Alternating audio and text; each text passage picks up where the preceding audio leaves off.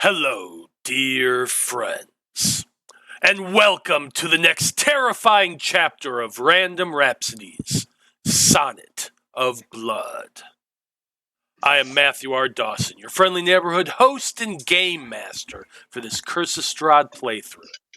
And joining me around my virtual table tonight are Brandie, Dyto, Joe, and Marty. Say hi, everyone. Hi, everyone. Hi, everyone. Well, it works. Now, before we begin, we do have a few announcements to get through, starting with the first of our two sponsors for tonight's show, Hero Forge. Marty? Hero Forge offers fully customizable tabletop miniatures with dozens of fantasy species and thousands of parts to choose from. Their easy-to-use design tool lets you build your perfect miniature online using a fully 3D, in-depth character creator right in your web browser, which is where we built our tokens for this evening's game. You can build your own today at heroforge.com. Thank you, Marty. Our second sponsor for tonight's show is XSplit. XSplit is a high-quality virtual webcam background remover that works with your already existing webcam. Using this program, you can protect your privacy while you work or play remotely by blurring the background, removing it entirely, or even putting your favorite pictures in the background instead. You can download the app today at xsplit.com, and if you use the coupon code RANDOM with a capital R, you can get 10% off of your purchase. You can find our referral link in the chat and show descriptions. Next Monday, we are back with another episode of the Aethertech Wars. Our heroes managed to talk their way out of being arrested and have wound up finding out that they are about to get a tour of the entire city of Nomengrad. So they'll be able to look around for any signs of this weird technology that they first encountered. That's this Monday at 6 p.m. Central, right here on Random Rhapsody. We also have a new campaign that's going to be coming out soon. I'm happy to announce that we are starting a Tyranny of Dragons campaign that's going to be on Thursdays, starting up in a couple months from now.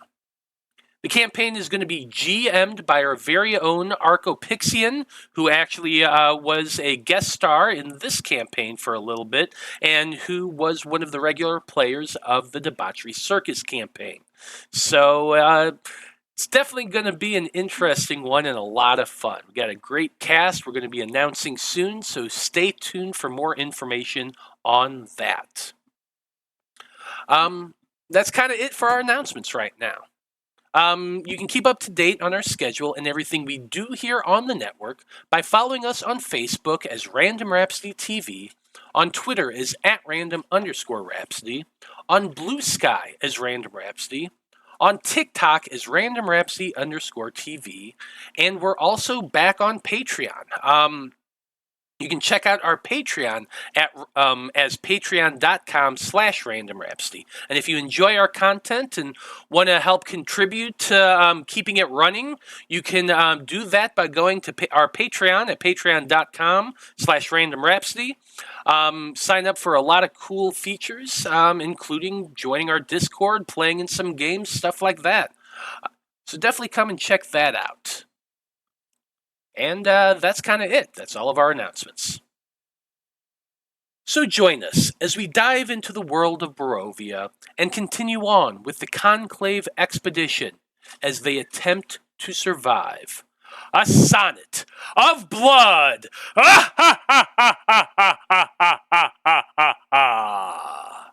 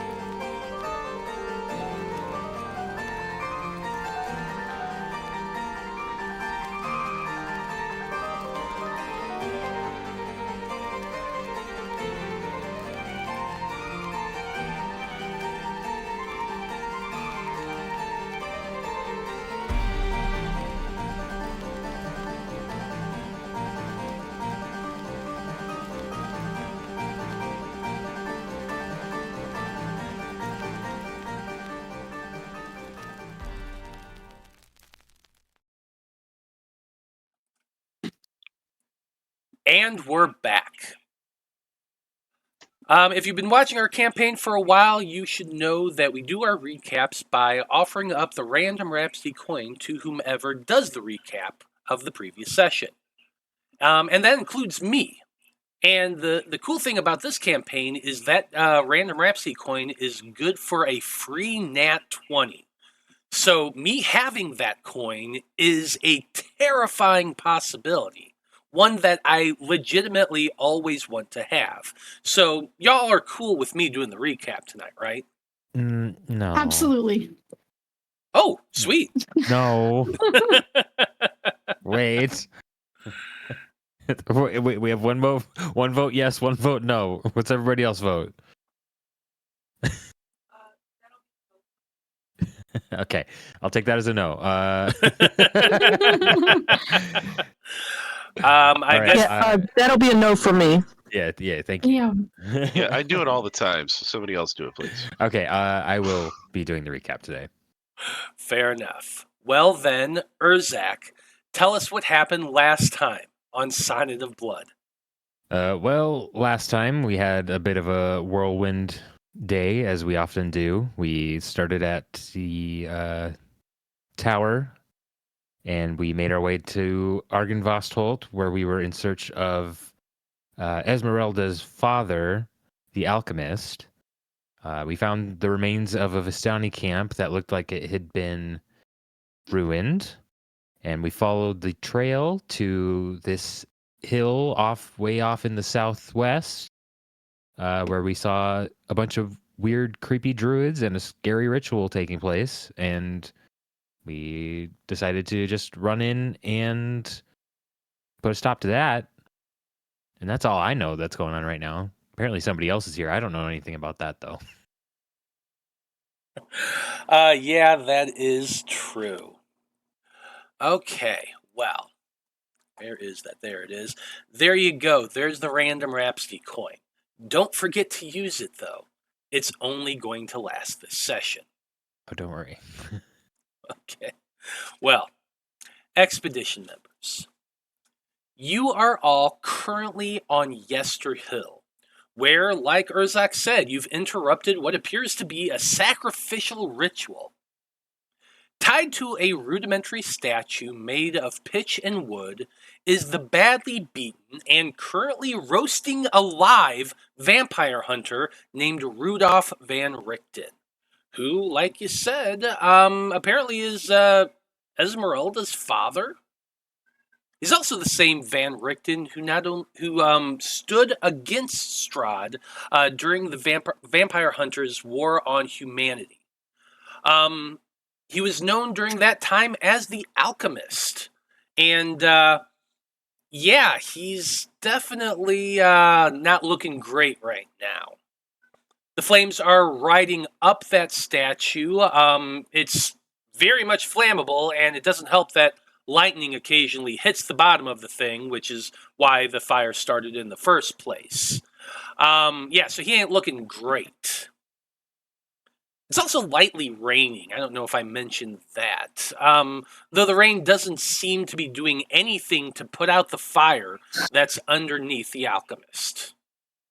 So, with that in mind, Expedition, let's go ahead and jump into turn order. We are at the top of turn order, and it is actually Danika's turn. Unfortunately, Natalie is running a little bit late today, and so we're going to be having our good friend Dyto take over her character since Natalie told her what she wants to do. So, Danika, substitute Danika, it's your turn. What are you doing? Danika's gonna pull out her broom and activate it. And then she's gonna fly over to the Alchemist and cast Dimension Door. Okay, well, good news is that there's nobody next to you, so you are able, at least you would be able to do that. Here we go. to fly over to that gigantic statue on your broom. The statue itself is about 15 feet tall, and the alchemist was tied to around his neck. So you go flying over to him, you place your hand on him, and what do you say to the alchemist to convince him to let you cast the spell on you?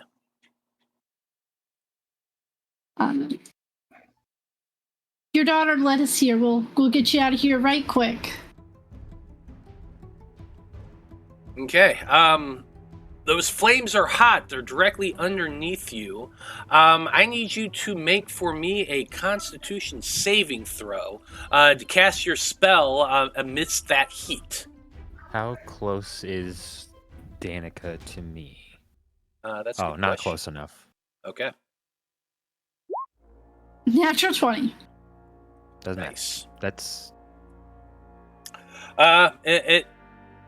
your bottom might be a little warm, but other than that, you're able to cast your spell just fine. You touch the alchemist, you cast your spell.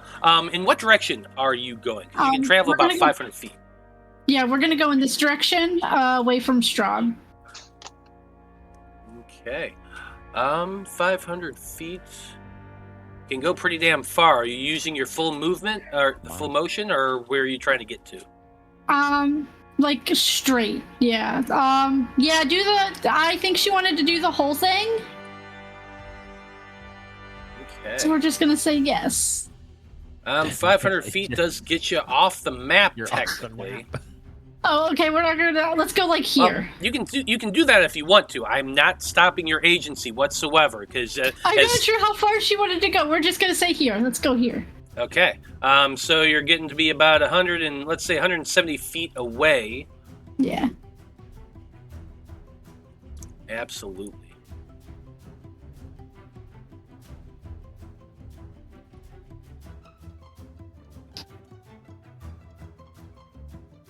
So for those of you, there she is. I suppose I should probably put Van Richten on the map now, too. There he is. Let's give him some turn order.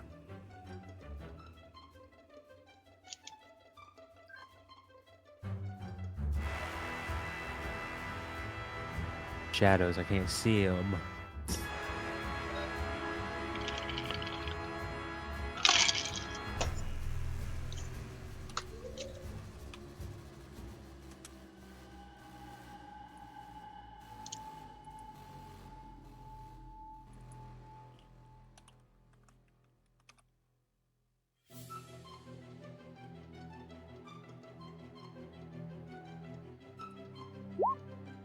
Yeah, 17, not bad.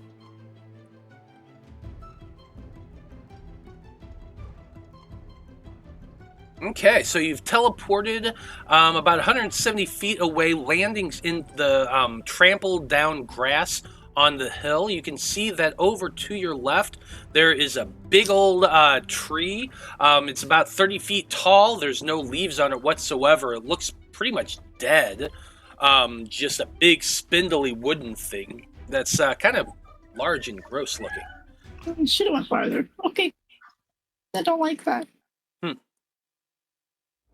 That is, well, you still technically have your own movement. I don't know if you want to try to use it. You're, the moment you teleport there, like you just had your hand on Van Richten, and the moment his feet are, like his arms are free, he just collapses down to the ground. He is not looking great. As you examine him, you can tell that like he had some clothes on. He had pants on, and his shirt was kind of ripped up, and he definitely looks battered and beaten. His feet are severely burned. They're looking pretty gross. They're bright red and swollen, and yeah, he was quite literally being cooked alive. So he's looking kind of rough, and he moans in pain a little bit as he collapses. His eyes are open, but other than the moan of pain, he's not saying too much right now. So again, you do have movement if you want to use your movement. She used all but 10 of her movement to get to the pyre. So you're sticking where you are?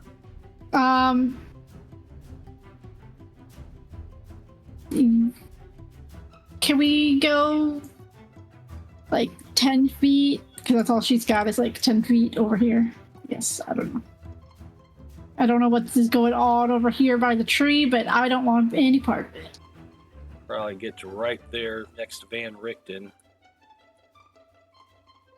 Each movement is 10 feet here. I'll remind y'all. That's it for your turn. Next up is a dead person, so let's get them off the map. Next up is one of those wild men that came running up to Cog. Since it is the start of his turn, Cog, you have that whatchamacallit, your spiritual guardians around you. So go ahead and roll your damage. Is it a wisdom? What is the saving throw? It's a whiz. 17. Wisdom 17.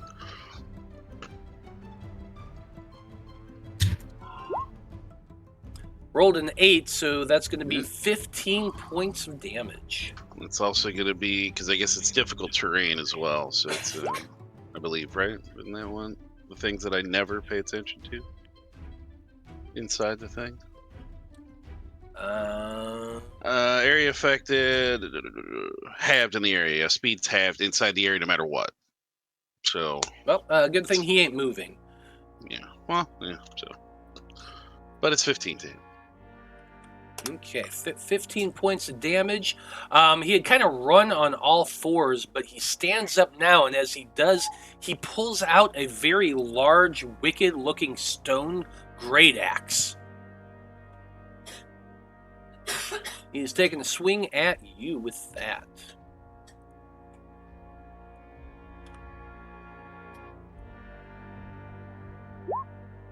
Ooh, that's a nat 1. Yeah, that doesn't hit.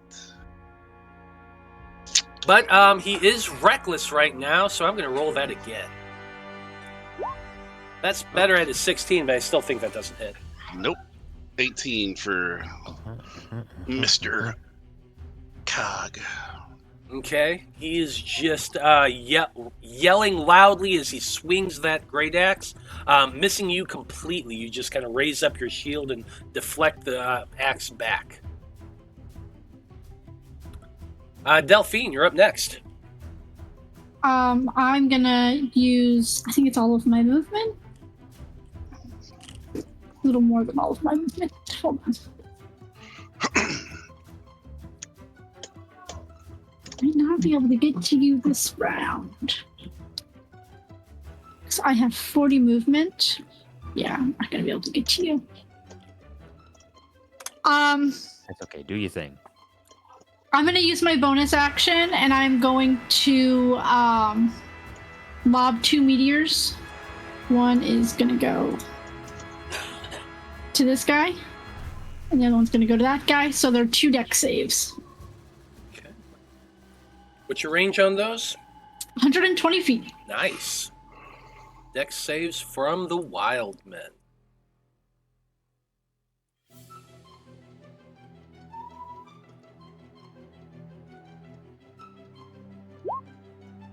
$10, that's a failure.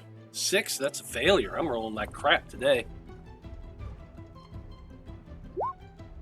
Sure, it's okay. I did too. So that's 3 fire damage to the first one.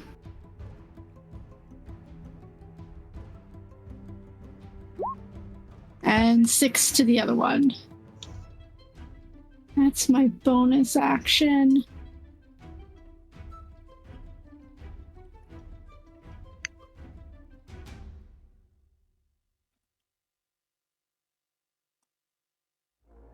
Want to hit something, but I'm too far away to hit anything. I can see the guys kind of on the other side of this wall. Can I? Oh, I threw them at them, so I'm gonna move in this direction. Yeah, you can see it. It's like a 5-foot wall, but it's broken in places and there's gaps. You can see through it.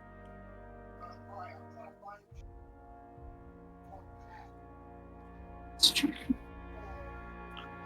Head them off a little bit. Just there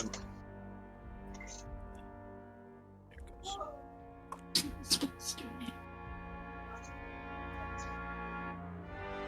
Great. Let's firebolt the one that I did 3 damage to. Let's firebolt this one.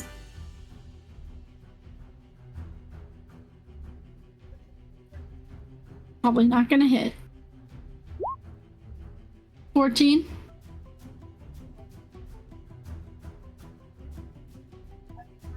$14's gonna miss.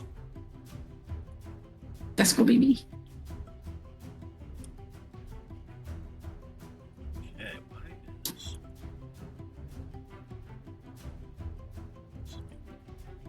The dice thing's being weird.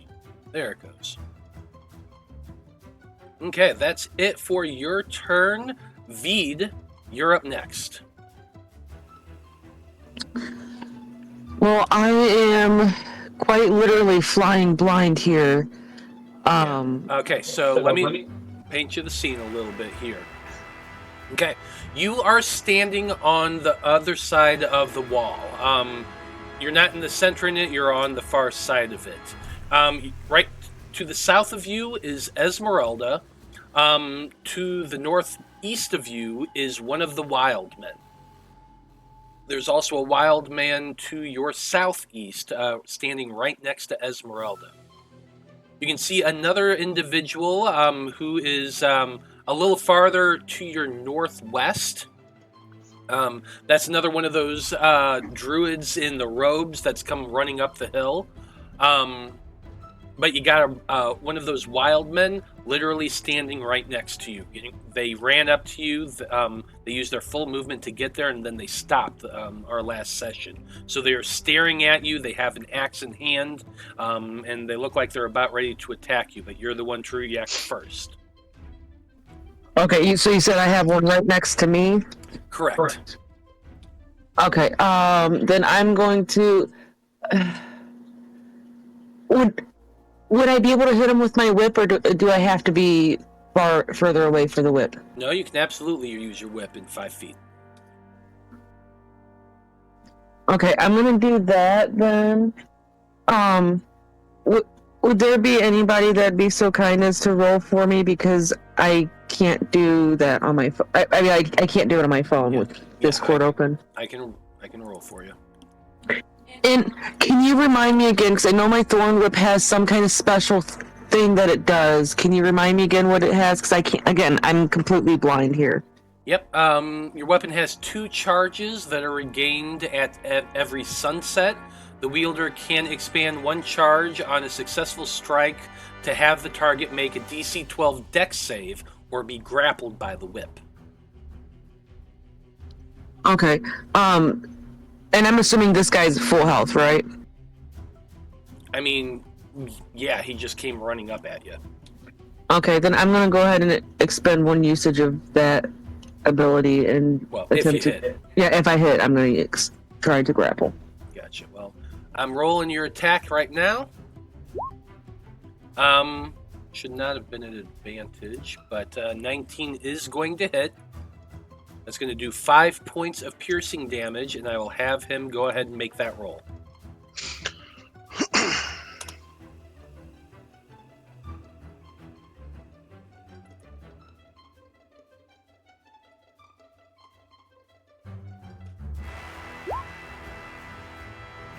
That's an 11. They just failed.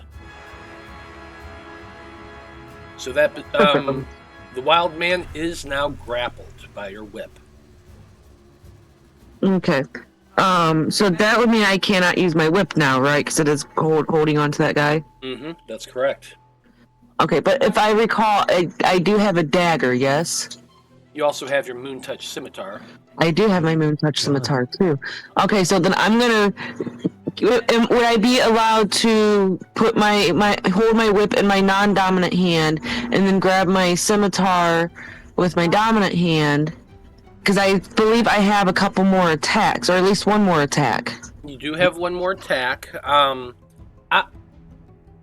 allow you to switch hands from one hand to the other with the whip and then pull out your sword. Okay, I'm gonna do that, and then I'm gonna... It's taking a free action kind of far, but... I mean, since he's grappled now, you could get rid of the disadvantage on a ranged shot up close.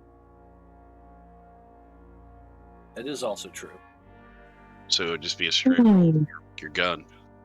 It's up to you. It's whatever you feel more comfortable with. You know what? I like that. I thank you for pointing that out. Yes, I'm gonna do that instead. Instead of my scimitar, I'm gonna pull out my gun, and then I'm gonna hold it right up to. I'm gonna probably just go right about where his heart would be. Just aim there. But I know it doesn't matter. But Yeah, you The pull the trigger, or you pull the hammer back and take a shot. That's going to be a 24. That is a hit for 10 points of damage. Nice. Your shot echoes across the hill. Everyone kind of stares and looks at you. They've never seen that kind of technology before. And the berserker now has a nice hole in his shoulder. I assume you're going to stay there? Yeah, because I got this guy attached to me, basically. So, yeah, and I don't think there's really anything else I can do or want to do at this point. Okay. Next up is Corwan. How tall is this berserker that's standing next to me? Probably close to 6 feet. So Cog is right at groin height. Is what we're saying. I mean, yeah, probably. Don't worry, it's going somewhere good, not weird. He's just gonna be like, he goes, "You really stepped to me?" And he's just gonna wind back his little fist, and he's gonna punch and inflict wounds right. I was gonna say, I knew you were gonna inflict wounds on his groin. And we're not just going to regular inflict wounds. Uh-oh. Because I get advantage since he went berserker, right? He went reckless. You do get advantage on this. Yeah, we're going 4th level on this dick punch. With that mantis shrimp. or whatever 20, 31 necrotic to his groin. And Damn, that's how you rot it. how much did you do? 31 necrotic. 31 necrotic. You reach out and just give those balls a good hard slap with your necrotic bad touch. And you hear him in pain. That did a lot of damage. He is not looking great. You're gonna want to put some ointment on that, because trust me, that doesn't go away, sir. Gave him a touch of the herpes. Just only a cleric can do that. He can actually administer them with a touch of his hand. He doesn't have to have it to dish it out. And that shit's forever, everybody. So wrap it up.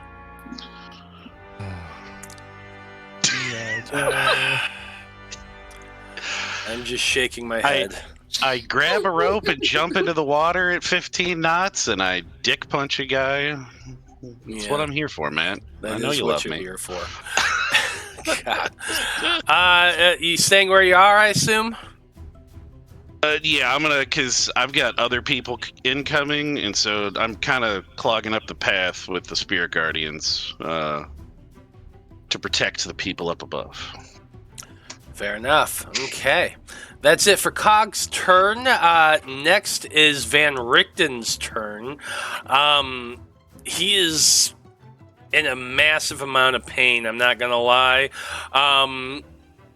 He can barely move. He can barely sit up. He looks at you, Danika, who's technically not here, and says,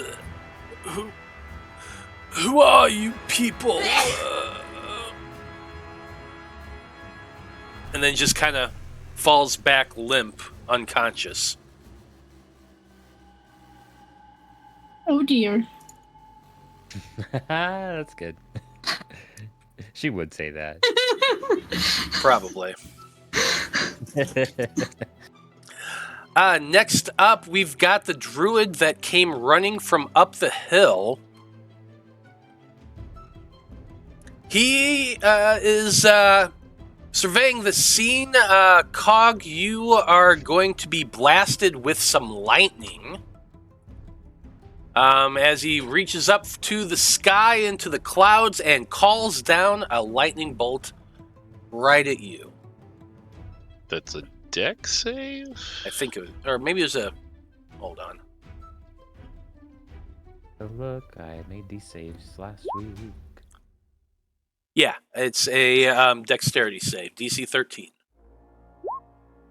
Oop, I gotta turn off advantage. That is a 17. 17 is, So aren't you wearing... Yeah, okay, so yeah, 17 is a save. That's going to be half damage, so 9 points of lightning damage. And I'm going to need a constitution or concentration check from you. Still running. You're good. The druid's gonna stay where they are. Next up, we've got, which druid is this? Yep, that's another dead druid. It's the best kind. Next up is Esmeralda. Esmeralda is also facing down one of the berserkers. Let's see what she can do. Are they in Rictavio form or Esmeralda form? Just wonder what these people are seeing. I'm trying to remember. I believe she is still in Rictavio form, Yeah. actually. And let's see. Yeah, she's definitely not thrilled about the fact that dude's on her. She is going to cast Lightning Bolt at him. Fortunately, can't really move to get both of them, but she can at least hit the one.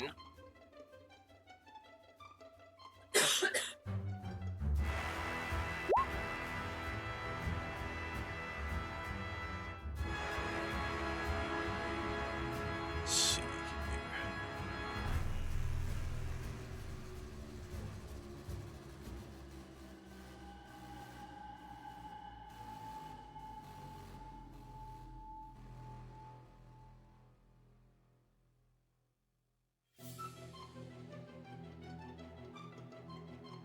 Where the heck is... There it is. Dex saving throw. Nat 1 for a 2. Ouch. 27 points of lightning damage from Esmeralda. Or Rictavio, depending on how you look at it.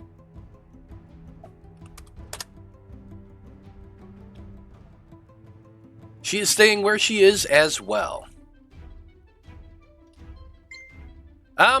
What happens next, y'all really can't see. Most of you are at the top of the hill now, really focusing on these druids. But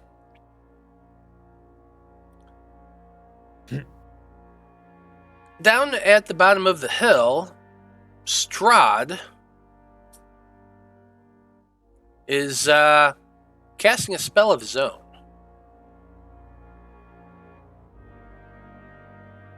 He's been watching the scene the whole time. He definitely saw Danika fly up there and teleport Rictavio, or not Rictavio, Van Richten away. He casts a spell.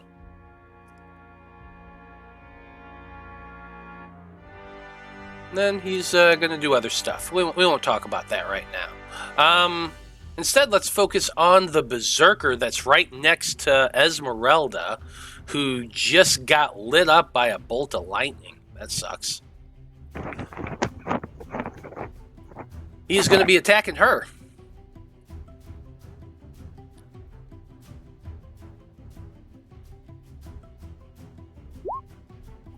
Ah, 21. That's a good shot.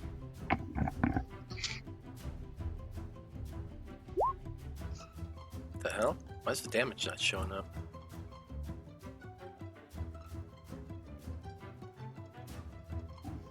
It's in right. Oh, it's that.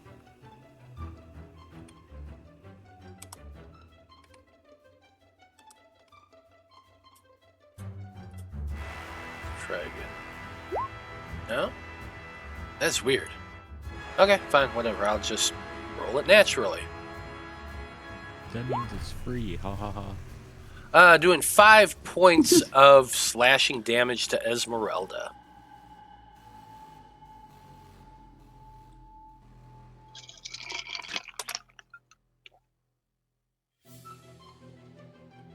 Urzak, you're up next. All right, I got a druid right up next to me. Gonna kill them with my axe. With your axe. You're gonna ask them a question? Yeah, I have to axe you something. How's a 28 for the first attack? 28's gonna hit.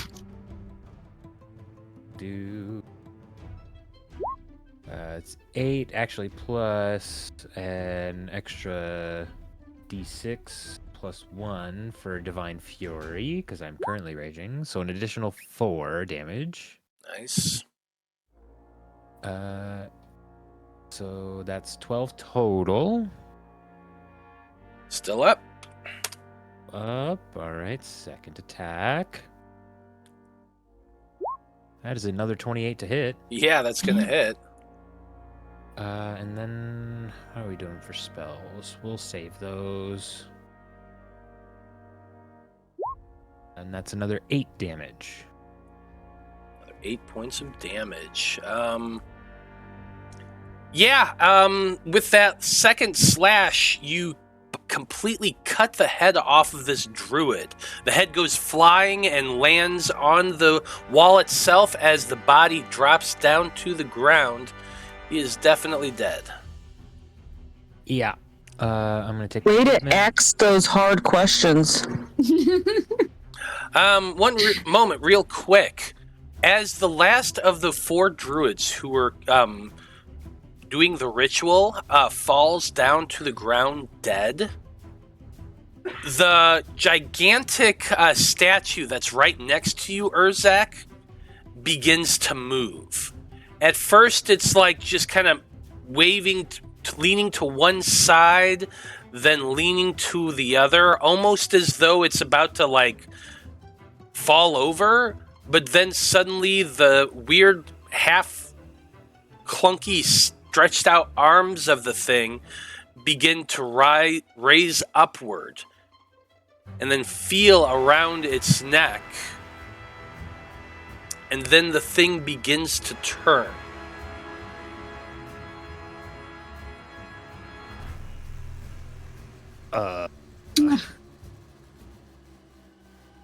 Okay, what the fuck? The thing that's standing before you now,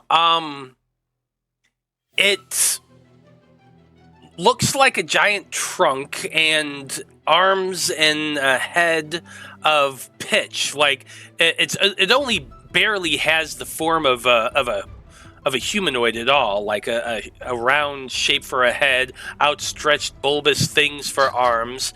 But as it's twisting and turning, like it almost begins to like twist around and twist more and more, thinning out its body. It looks down at you, and like all you can see is those 2 bright red glowing points that were the eyes of the thing. But like the brow around it kind of shifts as though it's almost like it's scowling at you.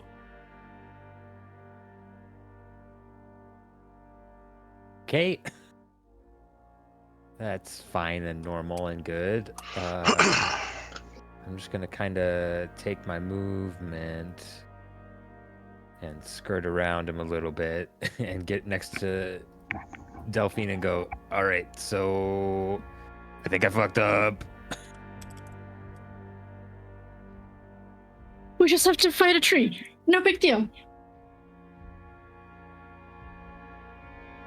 That's true, we've already done this. We got this. I guess that's my turn. Unless, let me check my bonus actions.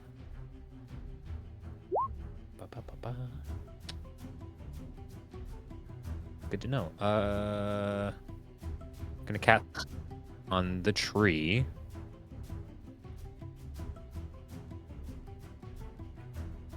And that's my turn. Okay. Next up, we've got... Oh, that dude's dead. As you're like... oh, by the way, Urzak, as you are turning back to look at Delphine and you say all that, over her shoulder, just above the line of the ring of stones, you can see the flames of that horse, and it's moved closer. Vide and Esmeralda would also be able to see this fact. What is that? Yeah, that's what we saw coming in. Oh boy. All right.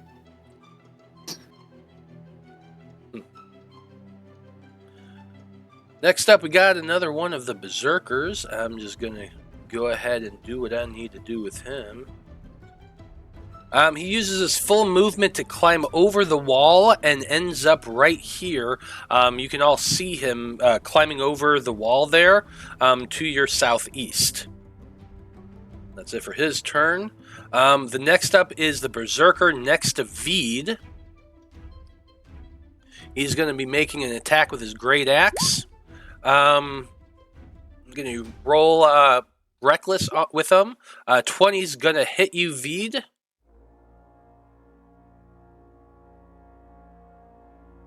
For a total of, wow, I'm rolling terribly today. Doing a total of 4 points of damage. It is but a flesh wound. So for that guy's turn.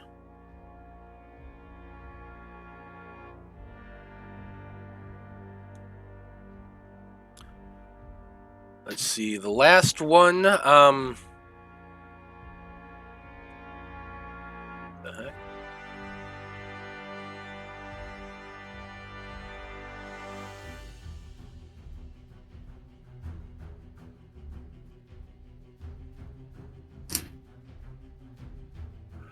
Yeah, he's going to come running up to you, Corwan, as well. They're wild men. He doesn't care about magic. So go ahead and roll your damage. Do you just want that 15 to stand from before, or do you want... Nah, just roll that one. Yeah. He rolled a 3 to save. Jesus. Hey, man, what the heck? Oh, well, hey, That's better. not... 18? Oh, it's a wisdom save. Not a dex. Oh, wisdom save. My bad. Well, I'm going to keep the number anyway. I rolled a... Yeah, so rolled just a add 2. whatever his dex save is instead of it. Yeah. Huh, that's weird, though. His dex save is higher than that. But it only showed... These Berserker character sheets are all broken. It said rolling 1d20 plus 1, but it's 1d20 plus 5. Weird. I'll just have to remember that from now on. That is a failure. That is the 18 points of damage. He is then going to be swinging on you with the great axe. Yeah, that's 20 to hit. See, this one rolls right. I don't know why the other one doesn't. Oh. There's a good roll. That's going to be 14 points of damage. Oh, that's enough. Still enough to hold it, yep.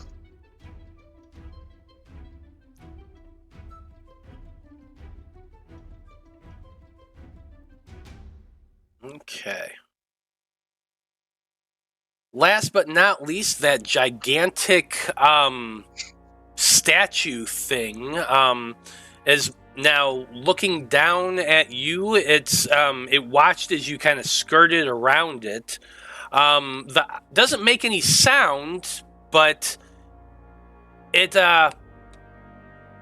it looks at you really, really angrily with those bright red eyes. It swings one of those huge arms towards you, Urzak. That's a 22 to hit. It does hit. What is your AC? 20. Awesome. Hold on. Let me just double check something. I just double checked.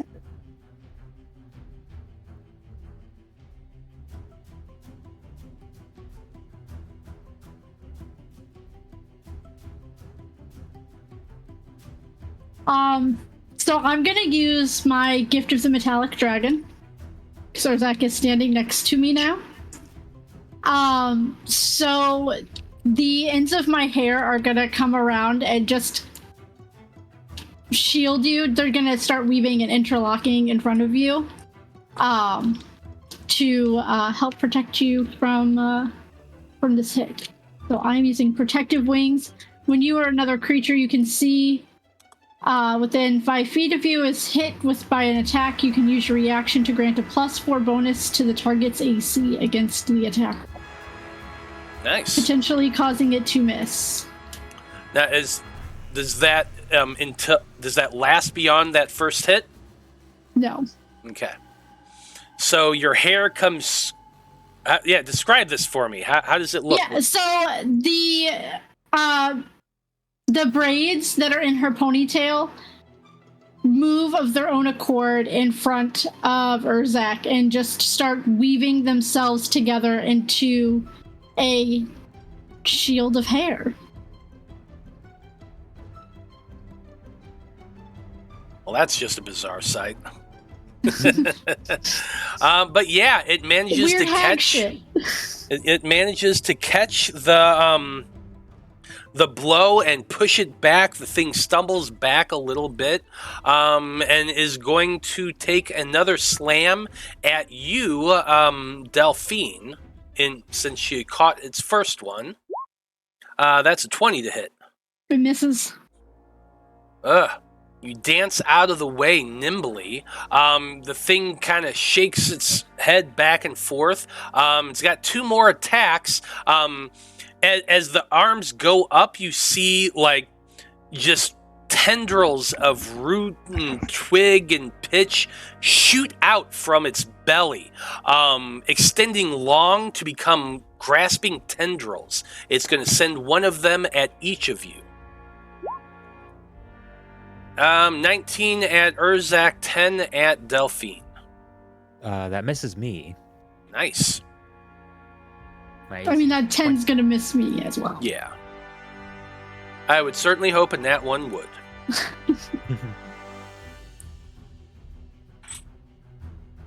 Okay, that's it for its turn. We're at the top of the turn order with Danika. What's Danika doing? Danika wanted to turn invisible, but I think I might have her try and get Rictavio on her broom,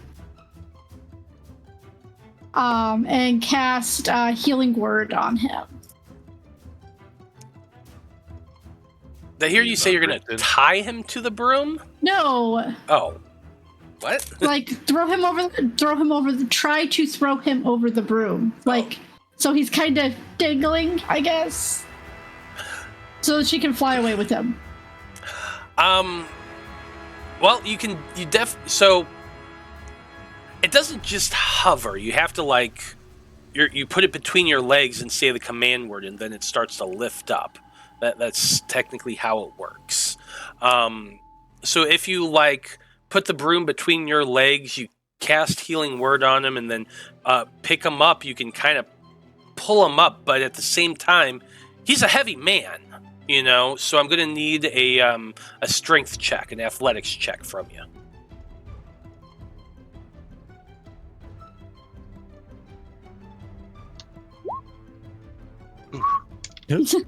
Nope, he's too heavy. Yeah. You grab onto his shirt and after casting your spell, start pulling at him. Go ahead and roll your spell, by the way, to see how much you heal him. 10. 10's not too bad. I only did second level. I don't want to burn through her spells. I don't know exactly what she wants to do. That's fair. You cast your spell, doing healing him a little bit. You tried to pull and heave him up. He is far too heavy for you to lift one-handed. You need somebody like Urzak to. Come on, I need you to help me help you. Yeah, you say that. He is still technically unconscious right now.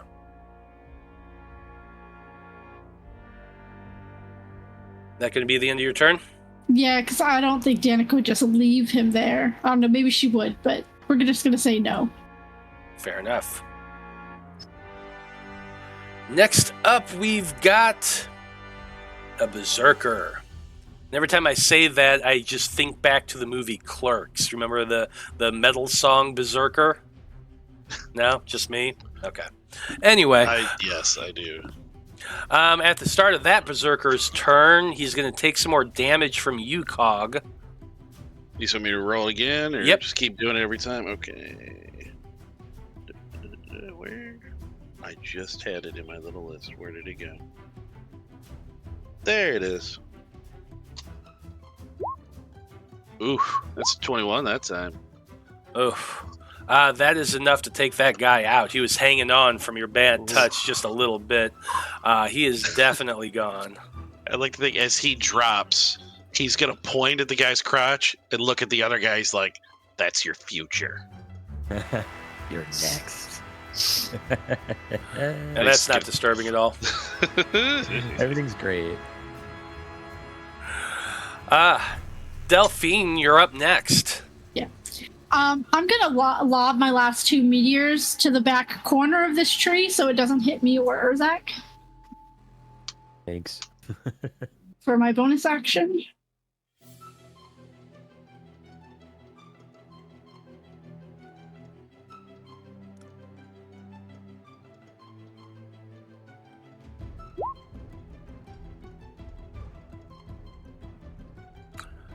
At the critter itself, let's see here.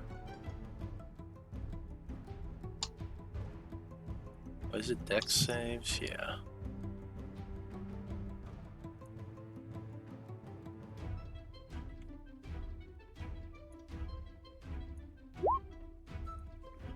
So it 17. just saves, so it'll take 7 fire damage.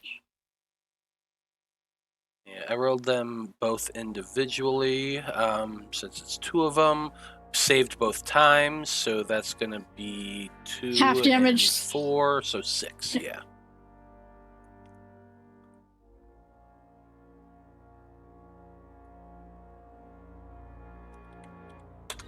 Okay, that's your bonus action. And then I'm going to turn to Urzak. Which kind of pick-me-up would you like?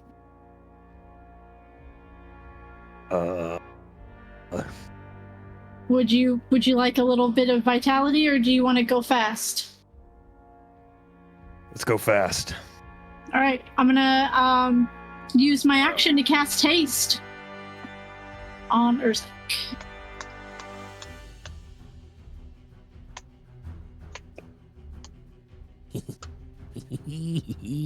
Words like premature come to mind. Hey, now. Let's go relax.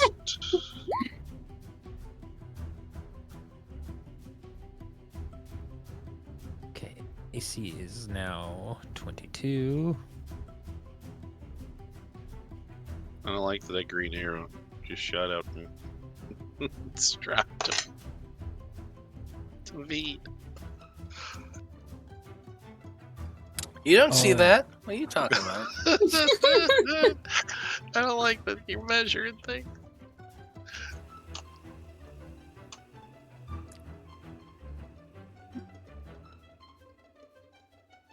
Okay, well, And then I'm also gonna say to Urzak, yeah, I picked up a thing or two reading some of those books of the Morning Lord. And I'm gonna give him a wink. Just like immediate like blushing, just like let's talk later. There's a big tree. Wow. Not really a tree, more like a burning, flaming effigy. Token looks like a tree. Yeah, Token kind of looks like a tree. It's Anyway. another scarecrow. Yeah. Urzak's due to go is to be paralyzed any second now. It does kind of look like a scarecrow. Get me fucked up. Hey, I could have healed you. You chose to okay. go fast. It's okay. Okay, well, I'm going to assume that's the end of your turn. Yeah, that was my... Yeah. Vide, you're up next. You got a grappled berserker next to you. Yeah, I remember.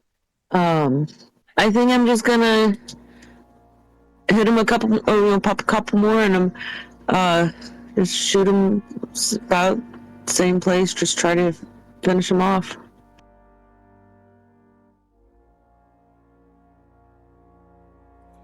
Okay, well, let's take a couple shots with Vide. Get him!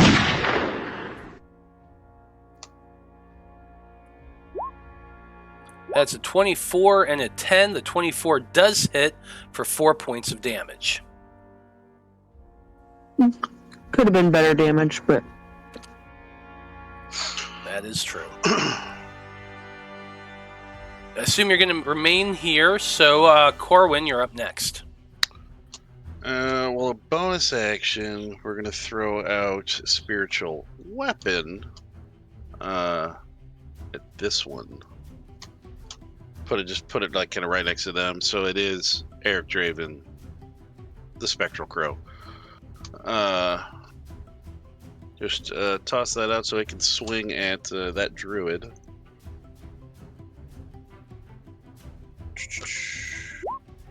Oof, well, he's gonna swing and a miss.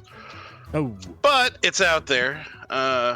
And then that was his bonus action, and then just as an action, we're going to Toll the Dead, the Berserker right in front of me. So I do believe, where is my 17 whiz, and it would be 7 necrotic if he fails. Well, he's definitely great at that. 15's going to fail, so 7 points of necrotic damage. And he just kind of hang out here because there's really, since it's 10 feet every spot we move, right? Yep. Or so I guess so that would be 10 feet technically, right? You know, just moving one spot. Yeah. So that yeah, I would be mean, 10 I feet. wouldn't be able to move to have my spiritual guardians get the druid as well because it would it's only a 15-foot radius while Correct. staying in this guy's melee range. So yeah, it'd be pointless to try and move. Okay. So yeah, I'm just gonna hang tight. Sounds good. Let's see.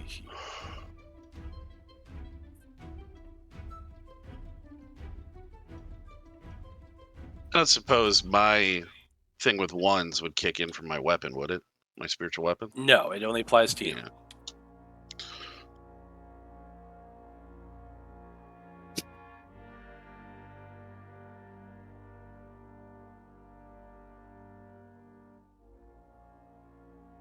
Okay.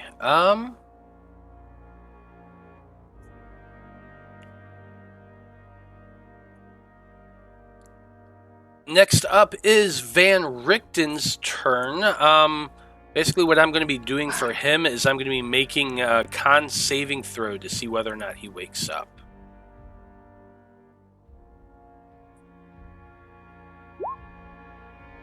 That's a negative. He is still unconscious. Next up, we got the druid, who you just put that spectral raven in next to.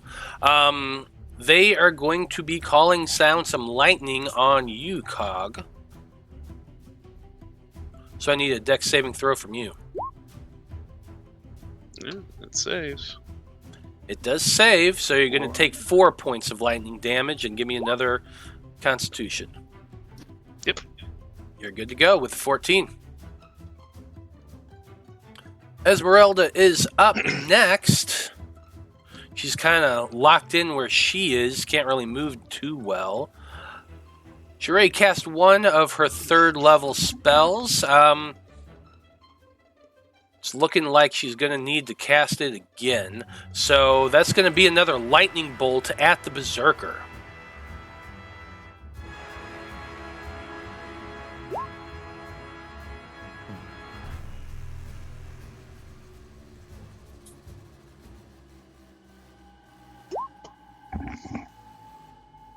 God, I cannot roll above a 2 with their dex saves.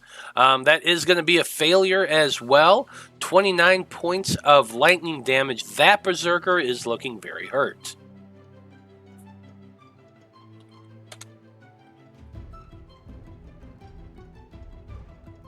Next up is Strahd, who is currently riding on that that flaming black horse.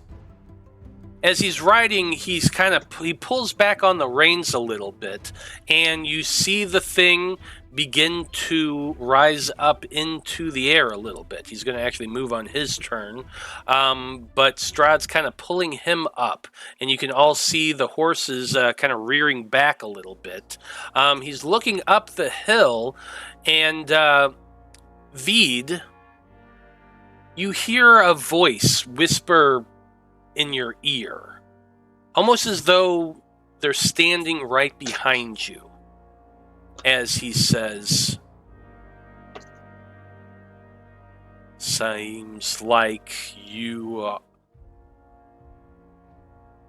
It seems as though you are choosing to ignore our agreement. These decisions come with a cost. And I'm going to need you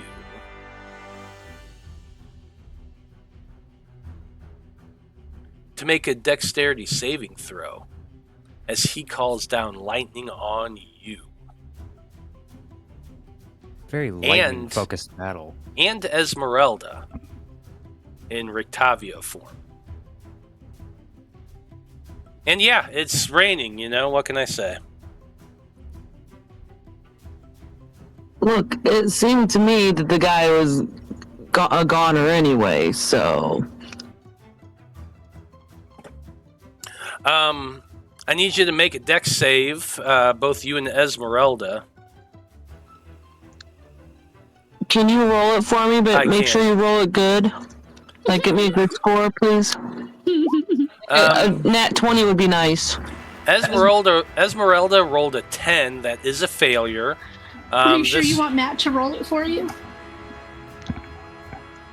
That is a good point. Who's been rolling the best tonight? Well, I already rolled. It's a 15. That is a failure. Yeah, this is Strahd's Yeah, spell, so yeah, it's gonna be like a 22 or a 23 or something. Yeah, so you're both taking 24 points of lightning damage. Woof. I'll go ahead and add that for you. I don't happen to have anything that negates any of that, do I? Not that I know of. You're made of rubber, actually, so you're immune. Oh yeah, that's right, I am. That's a good point. So I'm naturally resistant to lightning? You wish. But instead, what you hear is that crack, and boom! You're both hit by lightning, electrifying you. You both take a pretty big hit, both you and Esmeralda. And Strahd just... You can't see him in the darkness very well. Well, actually, he has a flaming horse underneath him. So yeah, you would be able to see just the lips smile grimly.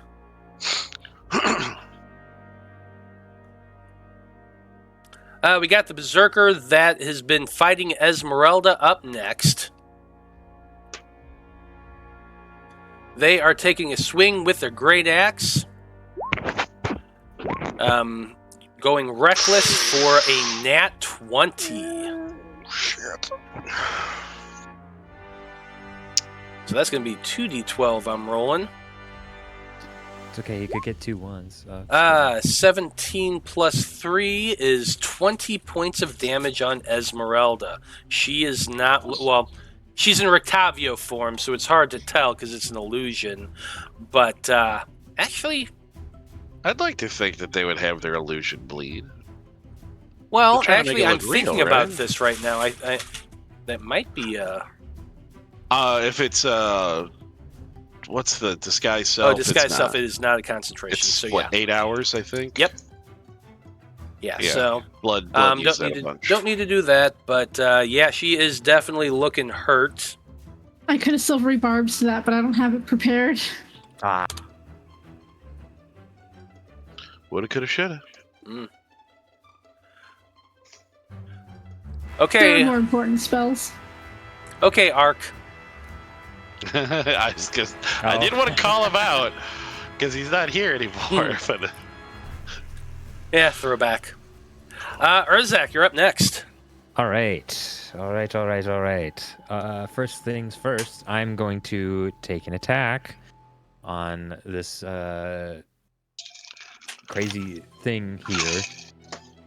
And I'm going to use my coin to get a nat 20. And I've done the math here. I have Hunter's Mark up. I have Divine Fury. I'm going to burn a first level spell slot for a smite. You have Hunter's Mark on him?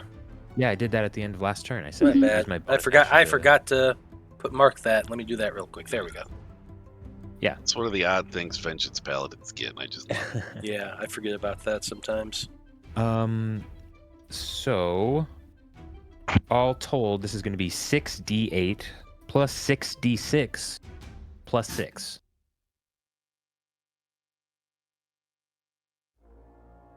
Uh, 60.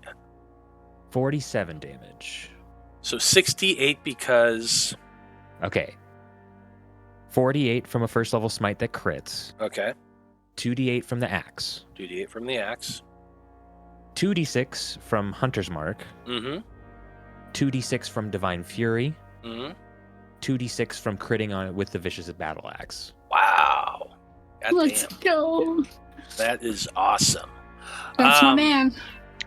41 point of damage. Big swing. Big hack at that weird-looking statue creature. And, yeah. Didn't you say it was +6 too? Yeah, so It it didn't is add 47 damage. So 47 points of damage total. I'm going to go do some math real quick. Just tell us how it looks when you take that swing. It doesn't kill him, but I still want to hear how awesome it sounds. So haste goes off on Urzak and just an immediate jump into action, runs up the side of this thing and jumps up and does a flip and just comes down and cleaves an arm off or something. It's crazy. Yeah, I love it. Still Absolutely. got another attack too. I still have 2 Two. attacks. I'm hasted. Oh, that's right. Yeah. Okay, that's your first swing. Tell us about your second. All right. In between, I'm gonna Vow of Enmity and get advantage on my next 2 attacks. So this is a 21. 21's going to hit. This is another 9 damage. Okay. And haste attack. Another 21. Also hits. And another 11 damage. Nice. Hot. So that's 67 damage. Can I do 2 more damage?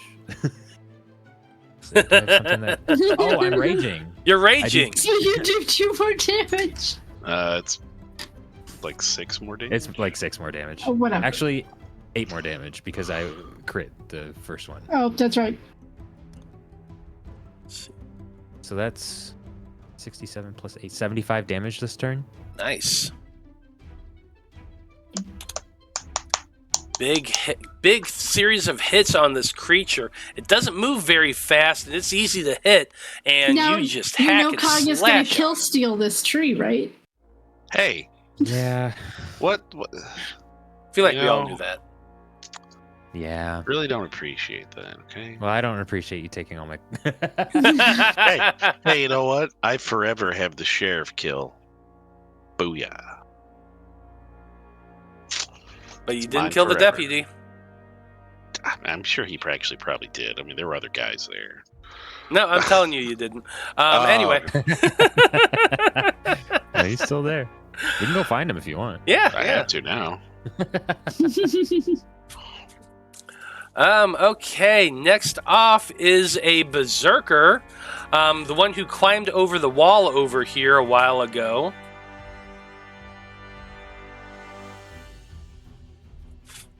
Where is... Okay, that's weird. One of these guys is not in turn order.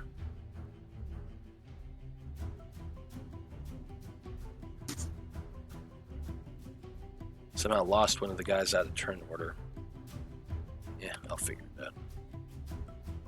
Let's do that dude first. That guy's going to be climbing over the wall. 10, 20. Yep.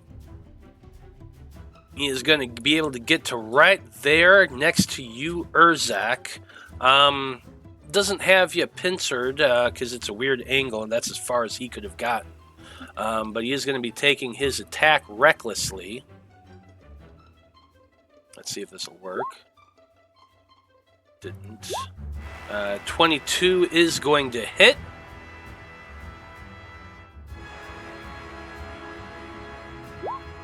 Uh, 6 points of damage to you. Next Berserker's turn.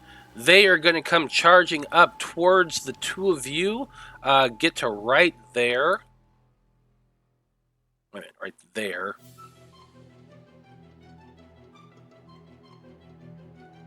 Actually, I'd say it'd probably come up to here. Yeah, there we go. Coming up towards Delphine. Taking their reckless swing at Delphine. 19 to hit. No. Misses. You dance back nimbly, parrying the weapon away, and he just growls angrily at you. Next Berserker is the one that is grappled by Vide. He's not bothering to try to get away. He's just going to roar and swing at you. 22's going to hit.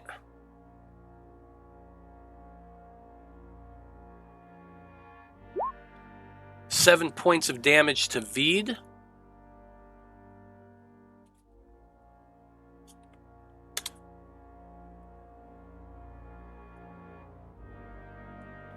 Last but not least, that's a Berserker that's in Corwan's radius.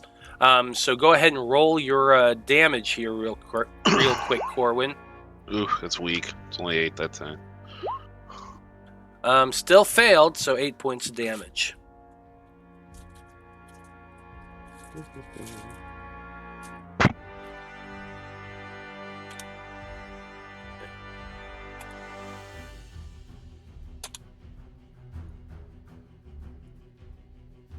The horse that Strahd is riding on takes off into the air.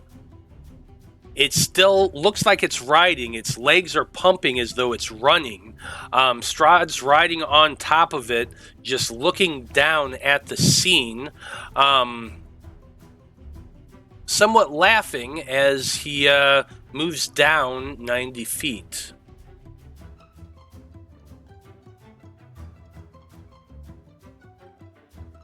When he gets to this point, Strahd is going to use... Well, actually, no, he would have to do that on the other half of his turn. So, basically, the horse is using its movement and action to ride.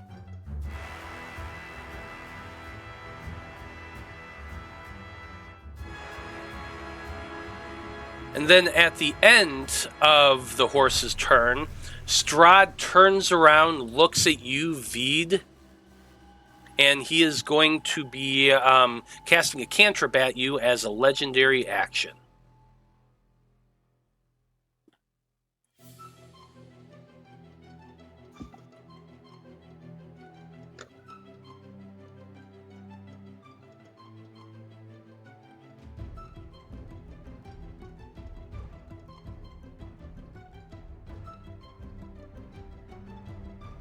Why is this?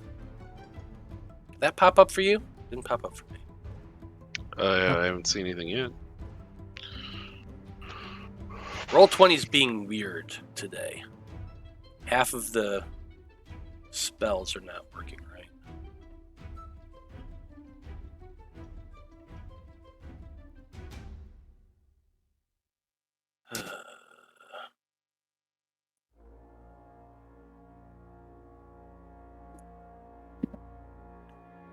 Guess I'm just going to roll manually. That is a 24 to hit, which is going to hit you, Vide.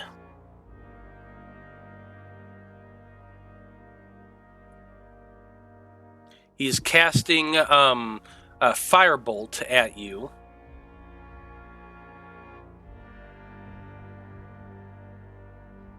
Which is 4d10. 27 points of fire damage to you. You are currently at 22 hit points, just so you know, Vide. Perfect. But then he turns away. He turns his back to you, taking the reins of the horse. Last but not least, we have the statue-like creature, for want of better phrase. He's going to be doing his multi-attack. 2 slams against... 2 slams against... or 1 slam against each of you, I'm sorry. So first slam against Delphine. Second one against Urzak. That's a 21. Does a 21 hit Delphine? No, it does not. Okay. And I know an 11 doesn't hit Urzak, so then it sends out its grasping tendrils at the two of you. First one's at Delphine. That's a 26 to hit. And Shield doesn't hit. Save a spell slot. I'll give it disadvantage with protection.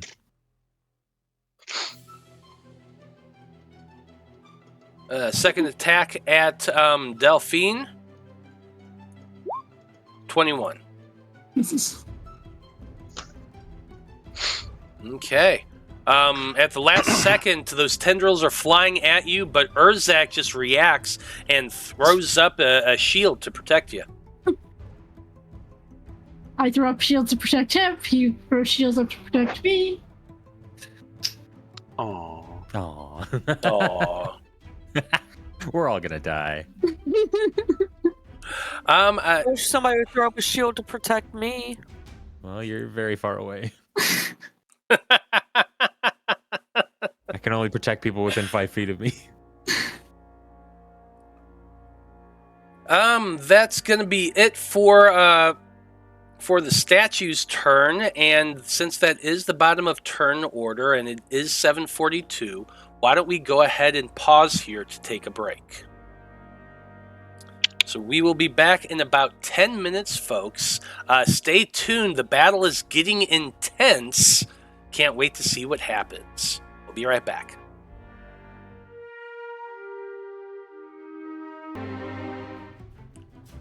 Howdy, everybody. We are back. And when we last left off, our heroes were in the middle of a fight with a bunch of berserkers and a gigantic statue that's on fire made of pitch.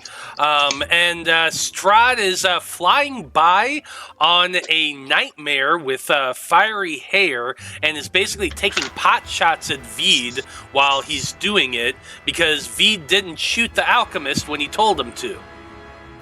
So that's kind of where we're at right now. And Danika is up next Danika is currently holding her broom between her legs and is clutching Van Richten, who is still currently unconscious. Made of what? Pitch. Pitch, you know. Heard. It's like tar. Yeah. It's like tar. Anyway. Very flammable. Very, very flammable. So, Danika, what are we doing? Danika's gonna dimension door her and Van Richten 500 feet in this direction, away from Strahd. Okay. Yeah, Van Richten's unconscious, so you can do this easily. That's going to be another one of your dimension door spells. And you go poofing off. You're technically going to be off this board right now, so I'm going to just kind of take you over to the far side of it. I really need you to wake up, mister. You appear on the other side of the hill, as far as your eye can see, 500 feet away. You're about half a mile-ish towards the tree line at this point. And you kind of shake Van Richten a little bit, but so far he's not waking up. Is that it for your turn? Yeah, because I don't think she's going to be able to move him. Physically. Yeah. Okay. Delphine is up next. Hey, cool. Because fuck this berserker. Green flame blade. Fuck you specifically.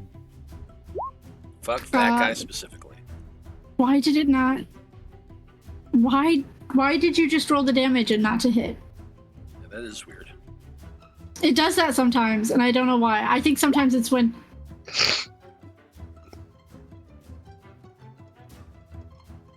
I'm not blessed, so 13 to hit. Okay, 13 is going to miss. I'm gonna stab him regular. Stab him regular. Why don't you stab him irregular? Whoa. I know. Yeah, Oh, it's Nice. Why didn't it roll whatever the plus is? It says 5 plus. 5 plus. It's doing that to me too. You saw it with the Berserker. Yeah. Strahd's spell didn't propagate in text at all. It's weird. Well, it has a separate thing here that says piercing critical damage. Oh, well, is it? It's 9 damage altogether. Yeah. Oh, your rapier doesn't do anything special. Maybe that's why Let's it's see not here. showing a plus. Well, okay, I'm The plus looking would at be the if it were I'm looking at the information here, and it says rolling 5 plus 1d0 CS greater than 1 CF greater than 0, which is all weird crap. I don't understand what that means. I see the 1d8 plus 4. I'm assuming it's just a regular rapier, nothing special about it. Nope, nothing special. Yeah, then it might just be Yeah, blank okay. because there's So nothing yeah, it's to put just there. weird. Yeah, it's just weird. So okay, 5 and 4 is 9. So you do 9 points of damage to the druid, or to the berserker. Man, if I would have crit on that green flame blade. That would have been awesome. Is that it for your turn?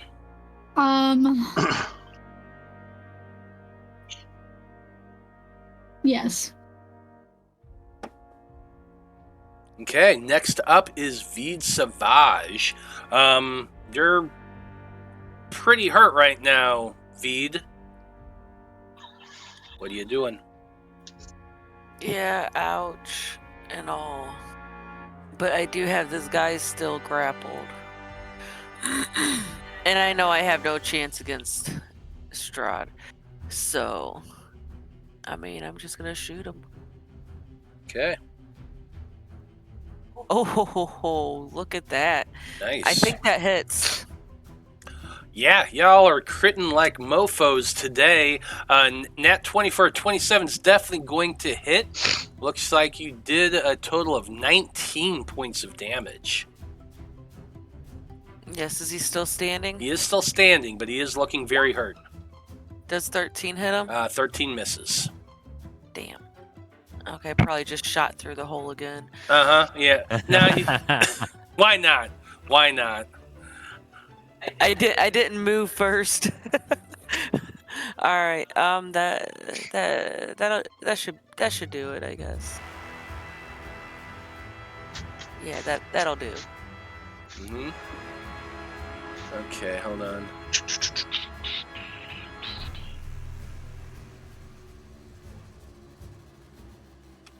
I had to do math in my head. There you go. He is looking very wounded, but is still up. Corwan, you're up next. Well, as the bonus action, Eric Draven is going to try and peck out this druid's eyes. Okay. It's 28. I Yeah. hope. I sure I hope mean, it hits. It's like a Strahd. That's like Strahd plus a druid. It's 10 force to the druid. Okay. Where they weren't concentrating anything, right? They just been no. doing call light. Oh, it's call lightning. Isn't that like a So storm? you'd think it normally would be, but due to the nature of the ritual and the spell, it doesn't seem Gotcha. to be it doesn't see any one of them are specifically concentrating. Nope, that's good. All right. Well then, look at this guy. He's like, all right, I told you your future was coming, sir.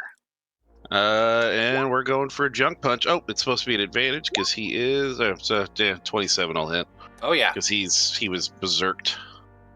We're just gonna do it at good old level 1 for now, regular. So that's 14 necrotic to his beanbag. Okay, you give him a nut tap, doing 14 points of necrotic damage. He yelps in pain. He is still alive though.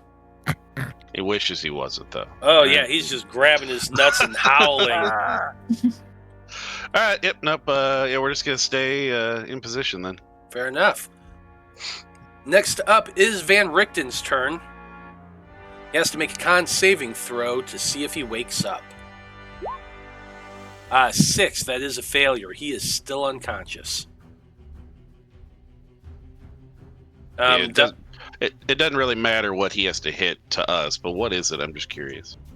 Just so I can what does he need to? What does he need to wake hit up. to wake up? You don't know, do you?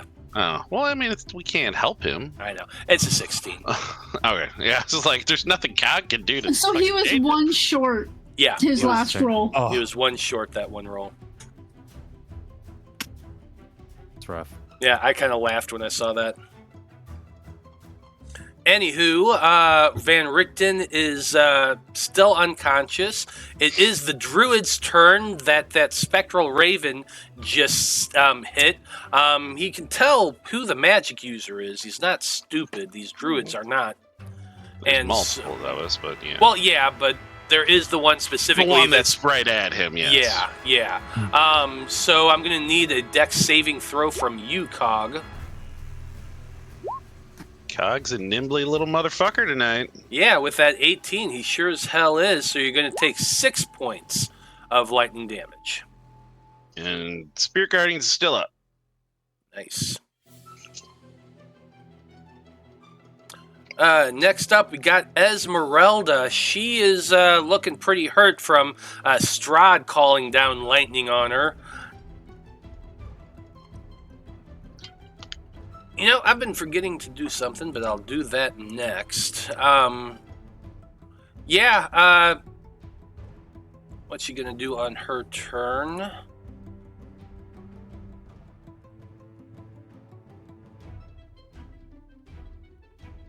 God, she doesn't have a lot of great spells, I'm not gonna lie. Well, I forgot she had shield. I should remember that. Anyway. Probably would have helped her. She's been making more saves than taking attacks. Yeah, she really has been, so it hasn't been that important.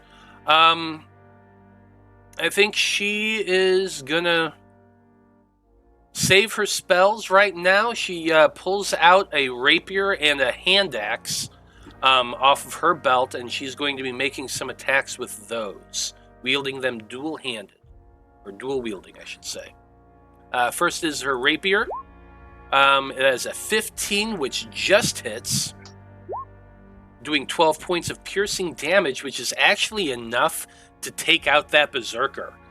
He had 11 hit points left, so she stabs, thrusting her rapier through the guy's neck. He gurgles a little bit as he slides off the rapier and drops to the ground dead.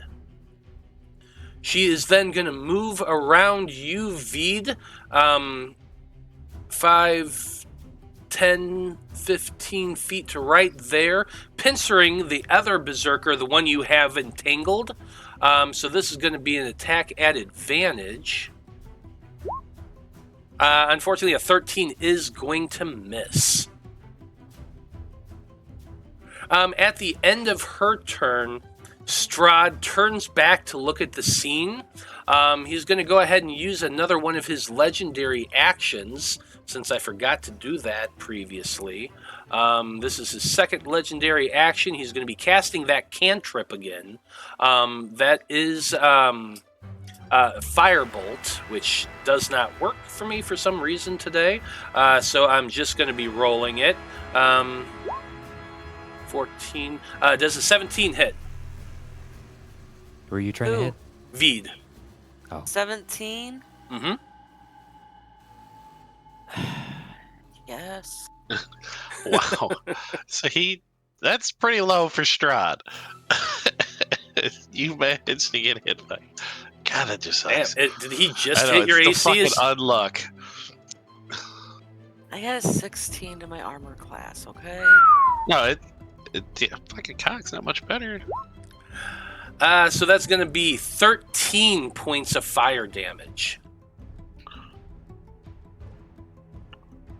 Ouch. So he has to crit fail to not hit you. No, I guess a 2 wouldn't hit. Oh, it's a 14. Yeah, it's plus 14. So he has to crit fail to not hit you. Well, that was his second legendary action. After that, it is his turn. He's cast his head back to where Danika and the Alchemist was crouching down. He does not see them. Let's see here. He's gonna have to cast. Oh wait a minute, no, that's a concentration. He has not been hit. He has been concentrating this whole time. So he is going to rein in the horse and turn it towards the west. You then see him stand up in the stirrups and then transform into a bat.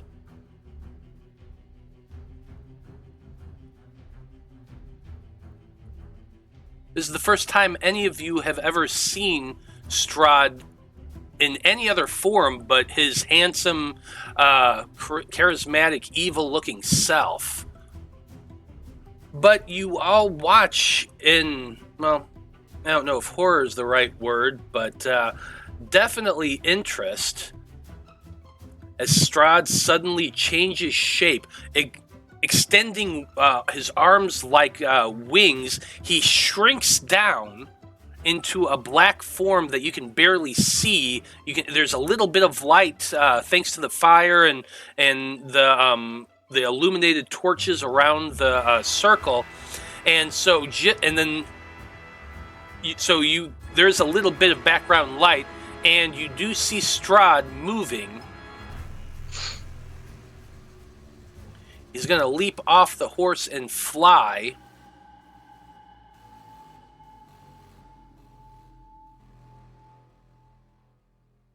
And end up just over here. He's about 100 feet in the air. You can just barely see him.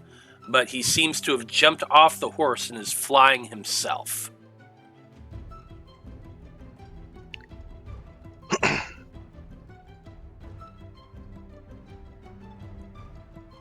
The urge to firebolt him. It's an option, I suppose.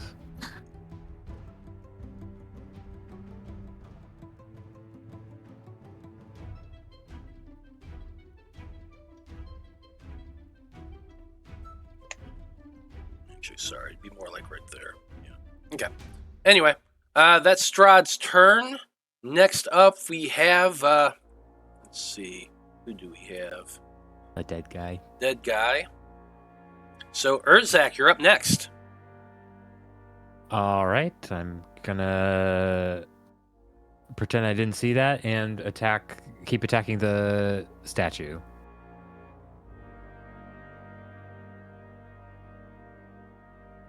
$24. That's going to hit. Okay, that is for an amount of damage. 8 damage. 8 points of damage to the statue thingy. Did you roll your One. hunter's mark? Oh, you're right. Your I have hunter's mark damage? Thank you. It's an extra actually 2d6 because of Divine Fury as well. Plus 1. So 7 more damage. Okay. I lost my other attack. Where did it go? So Looks like a Yeesh. 13, so that is going to miss. okay, that's yucky. All right, I'm hasted, so I get a third attack. He's great. Okay, I asked nicely, and the universe delivered. That's a natural 20. Nice. So we will throw a smite on there. So this is 6d8 and 4d6 plus 5.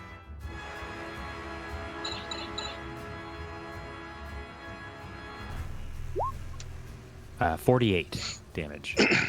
48 points of damage. You slash viciously into the statue creature, cutting a huge gouge in it. The thing stumbles back. It is severely wounded. Right, that is my turn. Okay. Next up, we got the Berserker that's right down here to your southwest. He's going to be making an attack against you. If I can find the right one. There it is. Is a 20 hit? No, it does not. Yes. So, yep, that's going to miss. Second one. The one that is positioned right behind Delphine. Also attacking recklessly. 10's gonna miss. Next off is the guy who is grappled in the whip, but Vide, you are looking very, very wounded right now. So he is focusing his attack on you. Rolling recklessly. 21 to hit. Yes, of course. 2 plus 3 is 5. 5 points of damage. You still up? Barely. Barely indeed. Last but not least is the last Berserker. Actually, there's 2 more behind him. So next up is the Berserker. He's the one still in your radius of Spiritual Guardian. So go ahead and roll that. It's another 15. Oh, shit, look at nat him. 20. Yeah, he It's only saved. half that. So many nat 20s tonight. So 7, right? Yeah, Yep, 7 points of damage. So that many was due nat for a nat 20s. 20. You were due for one. You've been rolling bad all night. I have. I really have. Okay, let's see. F. Yeah, he is snarling in rage, slashing at you with his great axe recklessly. 23 is definitely going to hit. Well, they both would hit, really, but yeah. Yeah. 10 points of slashing damage.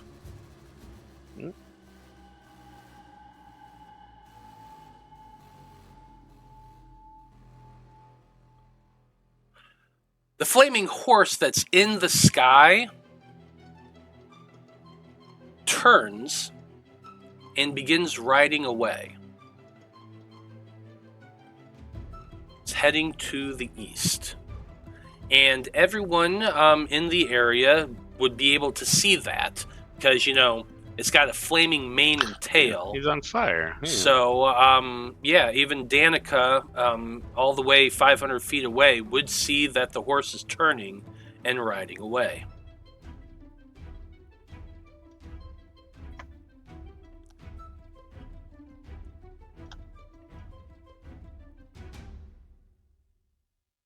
Okay, so that's going to be his turn.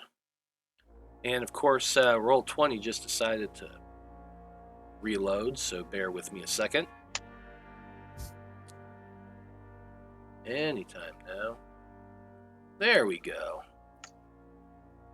After that, next up is the gigantic statue thingy. He is severely wounded. All of his rage is going to be poured out onto Urzak. Okay. Slam number 1.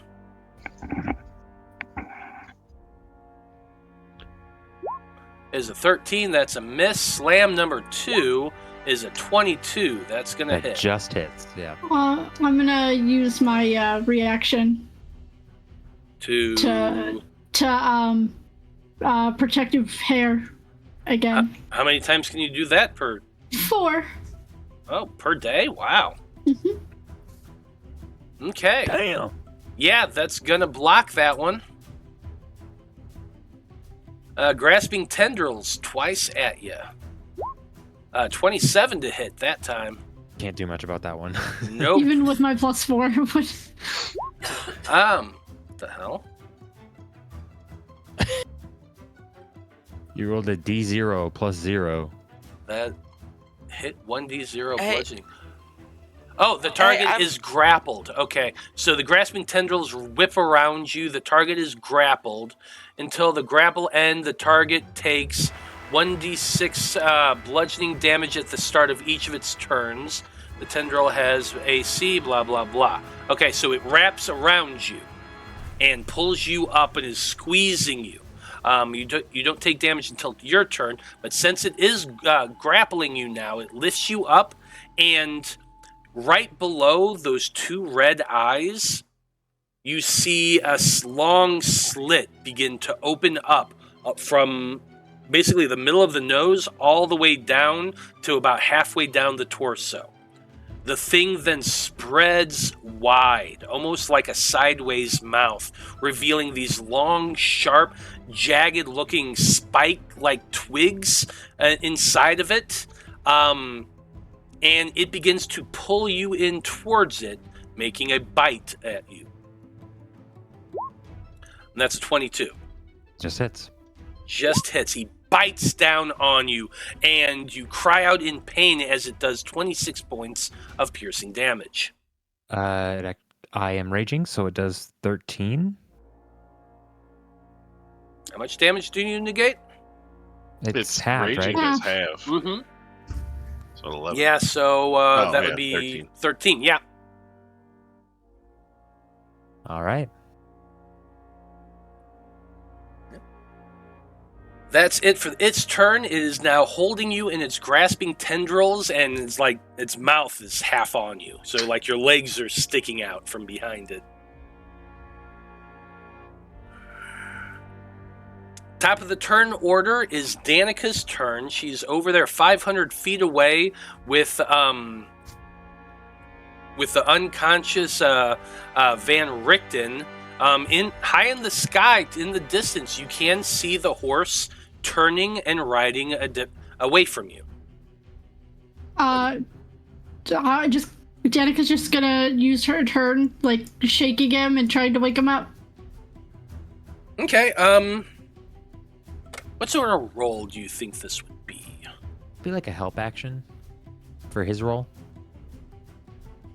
Okay, I'll allow that. You can do that as a help action. That way he has advantage on his next roll. I like Okay. it. Yeah. Okay. Delphine, you're up next. I'm gonna try and green flame blade again.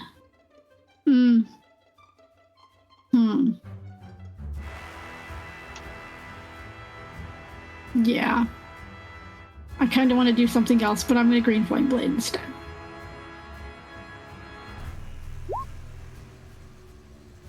Uh, 17. 17 does hit. So it will do 17 damage to this guy and 6 fire damage to the tree. Sorry, the scarecrow. Yeah. Token does kind of look like a tree, doesn't it? It does. Okay, one split second. Bear with me.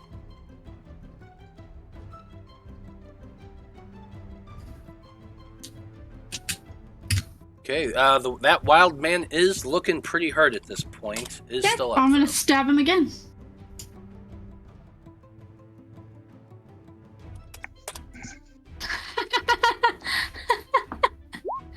Another natural 20. Wow. Nice. Nat 20 is out the ass. I would have today. cut you free, but I don't do slashing damage. Okay, you stab so it with your 15 rapier. damage. Yeah, 15 points of damage. He is looking very hurt at this point. That's too funny.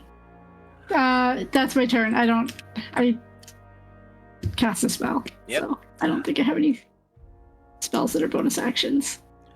Vide, you're up next. So taking a healing potion, that's a bonus action, yes? Correct. Okay. You also have I'm- second wind, I'll remind you. I do have second wind, that is correct as well. You They're know both what? bonus actions. Yeah, I am going to do my second wind. I don't think I have a button for that, though, do I? No. Okay. It's 1d10 plus your fighter level.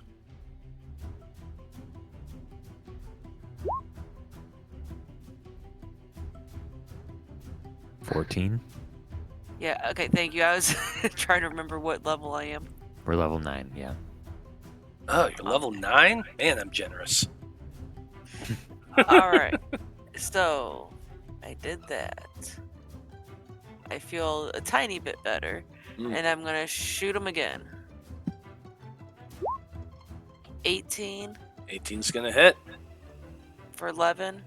11 points of damage. He is still up. God dang. 14, I'm assuming, does not. 14 does miss. Do I action surge or should I save it? Gosh. You know what? What the hell? I'm just gonna action surge. Why not? Absolutely, I'm tired action of this surging. guy. Let's see. 16 to hit? How many shots have you made so far?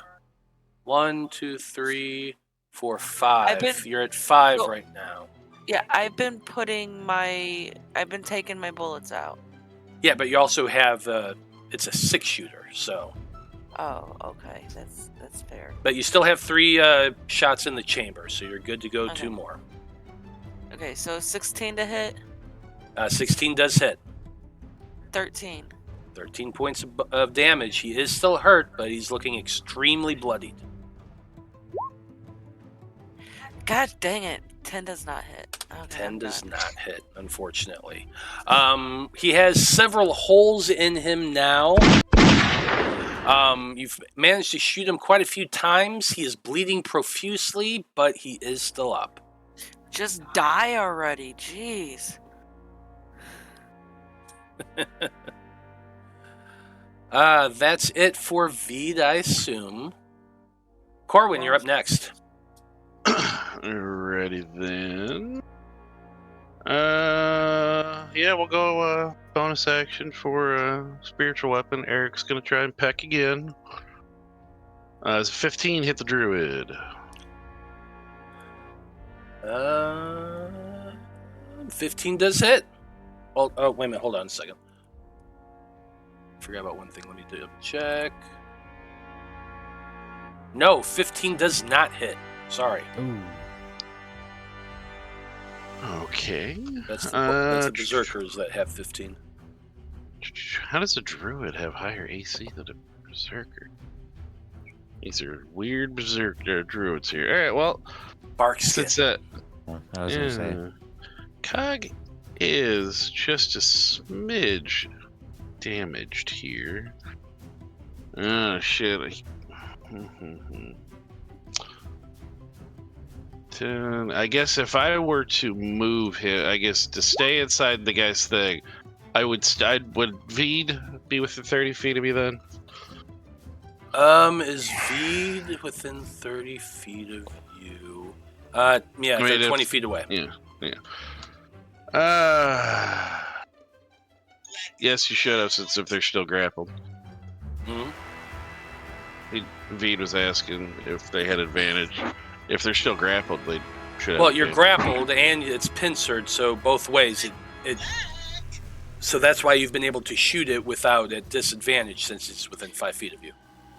But then, Advantage doesn't stack. oh, You have advantage 2 different ways, but they still only give you. You can't have double advantage. So no matter what. I didn't realize. Okay, I'm thinking it was like, wait, yeah, you already had advantage. Yeah, you have advantage, and that's why you're shooting regular instead of at disadvantage. look, I was trying, okay? Mm-hmm. But anyway, Cog, it's still your turn. Yeah, I think we got to do this just because he's pretty hurt, and Vide is taking a lot of hit. We're gonna burn the 5th level. We're gonna do mass cure wounds, and it's only within 30-foot sphere, so I can only get the 2 of us. I cannot, unless. Well, no, I guess that You would can get Esmeralda. no, is that Esmeralda? No, Esmeralda, I think, is on the other side, aren't they? Oh, you're right. I was looking at the berserker. Yeah, you're right. Yeah, and I'm not moving out of this prick's range to do this. So yeah. Yep, it would be just you and Vide. But that's it's decent enough. So and now, since this is level 5, we're also it's gonna really. I think it's plus 7 for the life cleric. So I'll go ahead and click that. So Okay. So it is It's 19 plus 7, so 26 to each of us. Nice. 26 points of healing.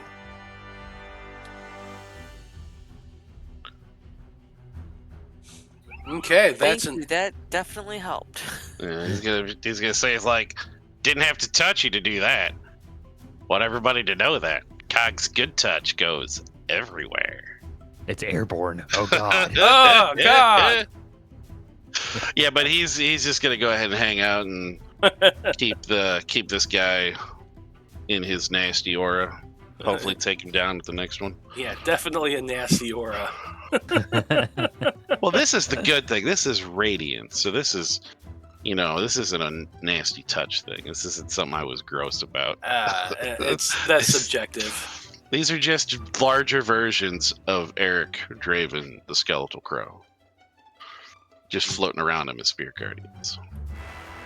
Anyway, it is Van Richten's turn. He's going to get advantage on his con saving throw to wake up. As I said, the DC is 16. Dude. That was a 10. He is so hurt, he just does not want to wake up. But in all fairness, like when you saw him hanging from the tree, he was like battered and bloody and bruised up and pretty jacked up, and he's an old man. So, yeah, it's not surprising that he is not woken up yet. Danika is definitely shaking him and just like slapping him, saying, "Wake up." Hey, welcome in, Natalie. Hi, Natalie. Hi, everyone. Well, unfortunately, no matter how hard you slap the dude, he is still unconscious. Next up is the druid. Not happy with y'all at all. He's going to be zapping Corwan again.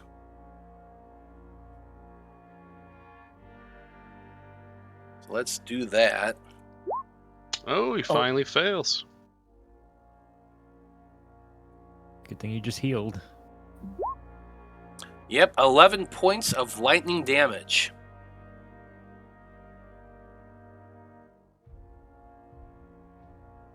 Nope, going down, not up. Go ahead and roll that con saving throw. See if you can keep it up above a 10. Fuck yeah, you can. Not bad at all. Esmeralda is up next, and she has she's sick and tired of these berserkers. She's got a rapier in one hand, an axe in the other, and she is just going off on this fucking berserker. That is a 15, which just hits. 9 points of piercing damage, not enough to take him out. 14 just misses. This guy is hanging on by a hair after being stabbed by Esmeralda. He is still alive, though.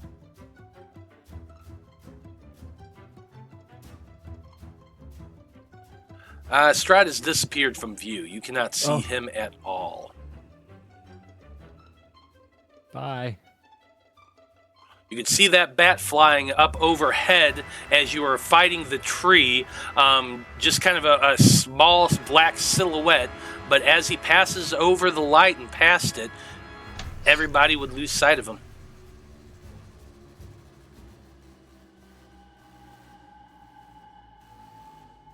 Urzak, you're up next. Okay. Can I still attack? I'm grappled, correct? Yes, you are currently grappled and being held inside of a mouth. Okay. And I can roll like an athletics check to You can either try to escape by rolling an athletics check. Your hands are still kind of pinned a little bit and moving, but you could also attempt to strike it from inside if you wanted to. that be at disadvantage, or that I guess I have advantage on my attacks, so it would be just a straight roll. Okay. I get 2 actions. Wait a minute, why do you have advantage? I'm Vow Oh, of haste. Enmity. Oh, Vow of Enmity. Yep. Okay, so yes, it would be straight roll then. I have 2 actions because I'm hasted. So I think I'm gonna try to take one to roll athletics and escape. Okay, so you don't technically have 2 actions. Like you just can make let's look at haste real quick, because I think it's the way it's worded is very specific about that third attack. Bear with me 1 second while I pull up haste. He could use his action to try and escape, and then he gets an action to hit with haste. The action can only be used to take the attack, one weapon only, dash, disengage, hide, or use an object action. So you could use your first action to try to free yourself, and then you would have 1 attack action left over. Okay. Just so you understand the mechanics completely. All right. You know what? I'll just take my 3 attacks normal. Okay. Surely one of these will hit, right? The first one is a 23. That hits. That is 13 plus a 2d6 for Divine Fury and Hunter's Mark. Plus 1 is 10, so 23 damage. 23 points of damage is enough to take this thing out. Tell us how this looks as you hack yourself free from the inside. So he's inside and he goes, "Oh, you shouldn't have done that," and just cleaves like in a circle around with the axe and just watches as the top like half of it just. Mm-hmm. And you just kind of land in this crouch, holding your axe to one side, your shield in the other, and it's a really cool hero pose. and the thing falls to the ground, crashes, and does not move again. As Oh, sorry. Go ahead. As that happens, the rain that's coming down begins to lessen. You still hear a slight crack of thunder, but it seems to be slightly distant. And it seems as though the lightning spell, whatever was going on with this ritual, is beginning to fade with the destruction of this creature. Right. With my bonus action, I will move my hunter's mark to this berserker here. Okay. You still have 2 attack actions, technically. Oh, true. All right.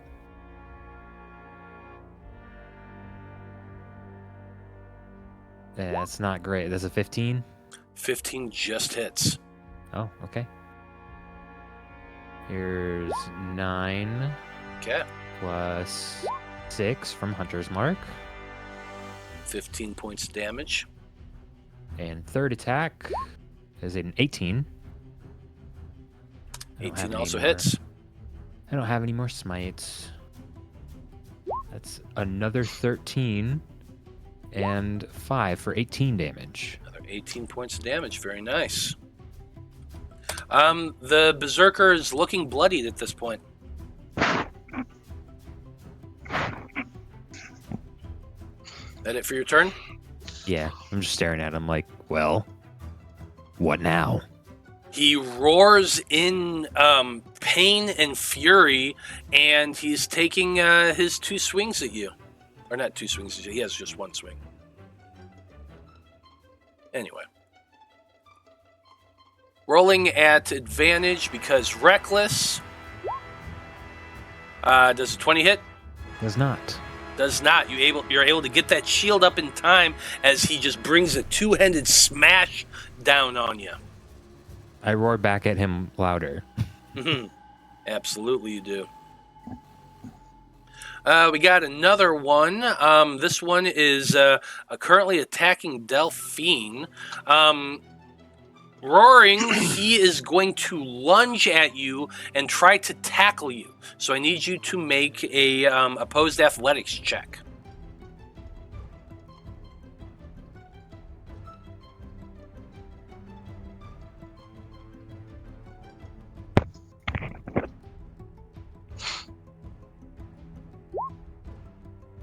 Oof. Oof. Why are none of his rolls coming out right? Is that not It should have been higher correct? than a 19, actually. But that is going to tackle you. He jumps and lunges and grapples you and throws you to the ground. You are now restrained.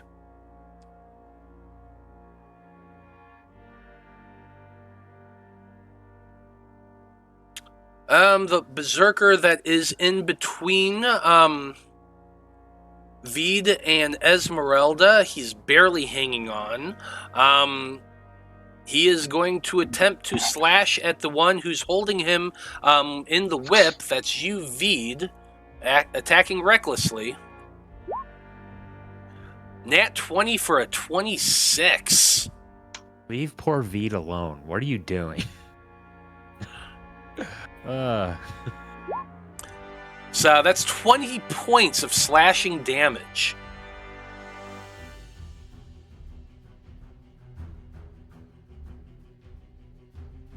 He's trying to get away. Last guy is up. That's the berserker that's in Corwan's field. So he's going to have to make a wisdom saving throw. 17. Oh, and that's 21. Oh, yeah, that's a 3. 21 points of damage. He only had 13 hit points, so the spectral ravens are just swarming around him, smashing into him repeatedly. Boom, boom, boom, boom. And he drops to the ground dead. Sweet. As soon as he dies, Cogs just get a turn, look at the druid, and kind of do the... and just point at him, and just start rubbing his little fucking hands together, and he's just like, "You got a dick punch coming your way, buddy."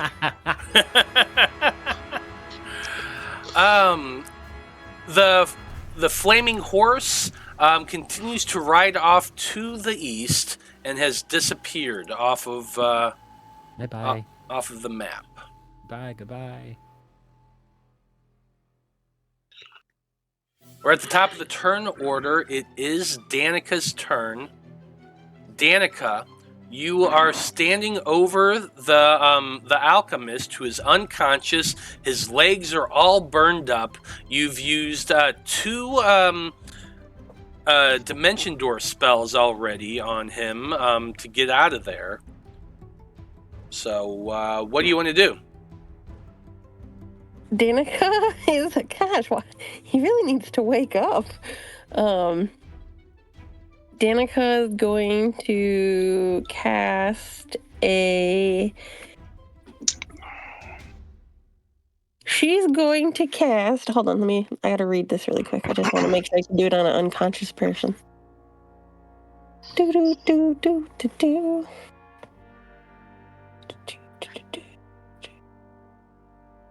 Can I cast Reduce on a unconscious person and just take him with me? Put him in your pocket. Yeah, put him in my pocket. We're going. Pocket Alchemist. Pop up the spell real quick. Let's take a look. Okay, let me pull it up. Come here, spell. Did it pop up? Yeah, it did. Okay, you can cause a creature or object you can see within range to grow larger or smaller for the duration. If the target is unwilling, it can make a Constitution saving throw. I'm going to rule that since he's unconscious and you can't ask him to do this, he's gonna have to make a con saving throw on it. But you can cast it on him if you want to try. Oh man, well, he's got a pretty good rap with con saving throws, right? I mean, he's had to roll over a 16 and he hasn't yet, so okay, let's do it. We're gonna cast it on him. We're gonna have a pocket alchemist. yeah, pocket alchemist. Watch this be the time that he actually makes it. I know. Oh my god. He's gonna get like I'm waiting for it. Okay, I'm about to click the button. Let's see what happens. Oh, wait a minute, no. He doesn't have advantage because you used the help action last turn. So a 5 is a failure. That's still a nat 1 and a nat That's 20. crazy. Actually. That is ridiculous. Look at that. Look at that, chat. A nat 1 and a nat 20. I'm happy it wasn't one reversed. Well, I'm gonna pick up my pocket alchemist, and please, like, just because I didn't get to hear everything, so like, I guess how many do we have? A lot of people left to kill. Like, where are we at? Well, you are 500 feet away. You're technically off the gone. map. You're halfway between the hill and the woods right now. You can see the glowing ring of stones up on the hill, but it's like 400 something feet away from you right now. Well, I guess I'm gonna take him with me, and I'm gonna hop on my broom, and I'll probably start my journey kind of back towards Just the be group. careful, because Strahd was chasing you. That's why you're so she far does away. not know that.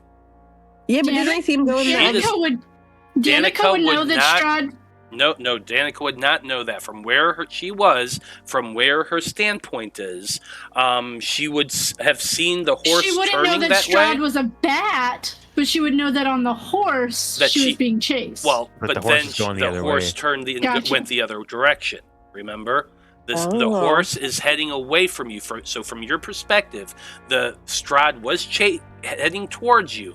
You dimension doored away, 500 feet away from that location. Then, from your perspective, you saw that flaming horse that's flying in the air turn and go east. So so your natural inclination would probably be what you said. You get on your broom with the alchemist in your pocket, and you start heading towards the hill. Well, I'm gonna head towards the hill, but I'm not gonna go like super towards it. Fuck. Remember, you don't know that that Strahd is anywhere else. As far as you know, he was on that horse, and that horse is flying away towards the east. But you also said I can't see, so I would like to go more vertical so I can maybe get a better bird's eye view of the situation. Sure, if you want to fly up into the air, you absolutely can. What's your total fly speed for your broom? And it's 6. I'm gonna trust what Joe said because That's just the got fly spell. I don't know if the broom. Yeah, I'm pulling the up the exact broom same right thing. now. It is 50 feet. The broom has a fly speed of 50 feet. So using your movement and using your movement, you can get 50 feet in the air. Are you flying at an angle so you're getting towards the hill as well? Yeah, just a bit. Yeah, okay. So you're going to fly 50 feet forward and up. So you're 50 feet in the air and 50 feet closer to the hill than you were previously. Okay. And what can what I see change? Like, do I see? No, you're really far away. You're like over 300 feet away still. Okay, well then I'm just gonna, stay on my room till my next turn. Absolutely. Next up is Delphine. Delphine, you are currently next to one berserker and Urzak. So what are you doing? I'm grappled, right? Yes, you are currently restrained on the ground with a gigantic dude on top of you. Not the right gigantic dude. Okay, I am going to let's do a little bit of a mind sliver on this guy. Ooh. What is that is an intelligence saving throw. And the components are only verbal, so yeah, you're great. Okay, let me make that roll.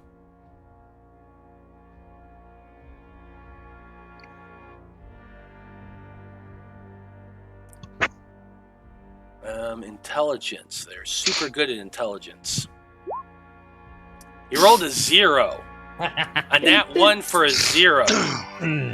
Which means they also take a negative D4 to their next saving throw. Nice. I'm gonna stab him with my rapier. Okay, since you are restrained, this is going to be a disadvantage.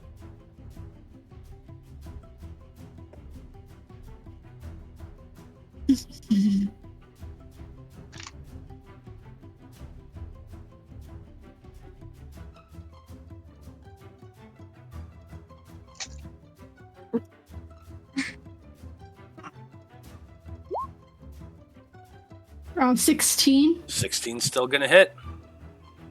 For 11 piercing damage. 11 piercing damage. You angle your rapier just right and stab into his side, driving your rapier right into his kidney. He cries out in pain. Is still alive, but he's now coughing up blood. He is severely wounded. That's it for your turn. You got no movement. Vide, you're up next. You got a whip in one hand wrapped around a berserker. You got a gun in the other. What are you doing?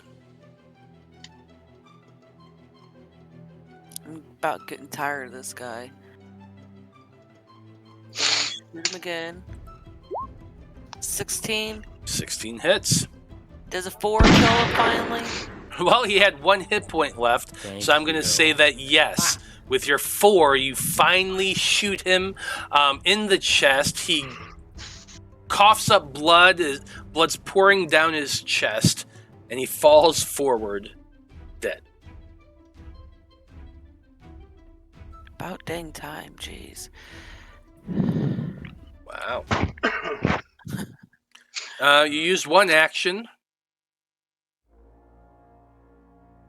Or 1 attack action, I should say. Yeah.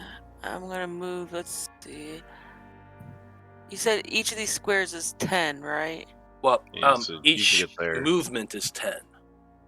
So, like, you use your thing. That would there. be 10. Yes, that would be 10. Okay. Hold on. I don't remember how many movements But I have. you also can 30. see a druid right here in your. Actually, 30's the you just basic shot your movement. last bullet, so you would have to use your other action to load again. Oh, so can I move in? Would you allow me to like load it?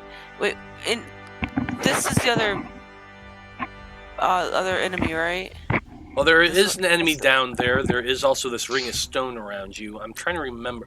It's been a while since I've looked at It's been a while. the gunslinger, so I can't remember. It is one of their attack actions. Their attack actions. That's what I thought it was. So yeah, I was right. So yes, you can move. You can move up to your full movement. This is a 5-foot ring of stone. Just remind you. Yeah, but like right here, it looks like there's an opening. Is that not an opening? Oh yeah, right no, there? that's an opening. You can absolutely go around there. I'm just letting you know you have to go around that way to get there. I'm just letting you know that this is a boundary right here that you'd have to climb over, but you can still absolutely go there. Okay, well, then as I'm walking down that way, I'm going to be just reloading. So then that's 10, 20, 30, right there. That's about as far as I can go. Yep, absolutely. And as you're moving, you're loading your gun again. Yep. Okay.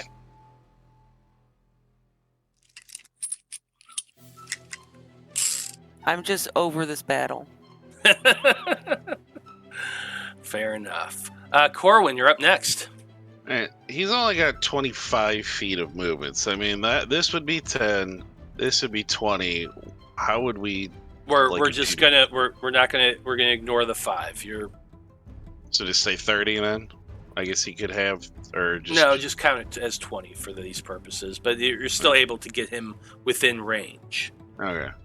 Well, yeah, he's just kind of run up and just all 39 pounds of fury and just, right cross. To So what this I'm saying druid's- is you can't get you don't have enough Oh. movement to get right up So I to the like- druid. You can get him in range of your stuff, but Well, you don't have yeah, enough yeah, movement yeah. to get right up to him. Is what I'm saying. Yeah, well, we'll at least do. Well, Eric Draven misses. Okay. What else can we do? You know what? Still have an action. Yeah. No, we're gonna shoot a guiding bolt his way.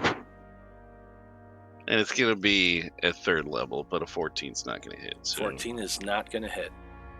so he misses that. But he's gonna look over his shoulder. He's like, the 39-pound guy's running towards an enemy, not walking towards something where there's other enemies with 2 people. Just saying.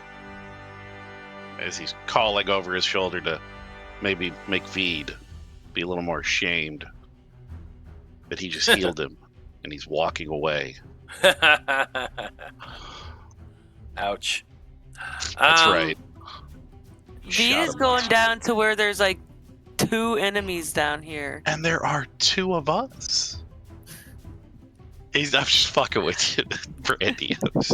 He's like, I healed you and you shot me once. That's all I'm saying. Shoot him The again. Health debt is increasing.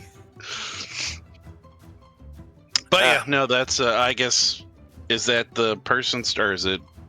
Oh no, it's the Van Richten's turn first. I was gonna roll for the druid's damage. Well, next up is Van Richten. He is unconscious. Is it Danika did someone's not pocket? assist him, so this is just a straight roll. Con saving throw to see if he wakes up. That's Jesus 12. That's Christ. a failure. Do we He's even still want this guy? unconscious. Why are we? Yeah, I don't know. I mean, he's tiny. He's in a pocket right now. Yeah, Nap Al. having a nice comfy nap. Yeah, might as well let him sleep it off. Next up is the druid. He is in Corwan's little radius. So let's go ahead and roll that. say little radius. That's mean.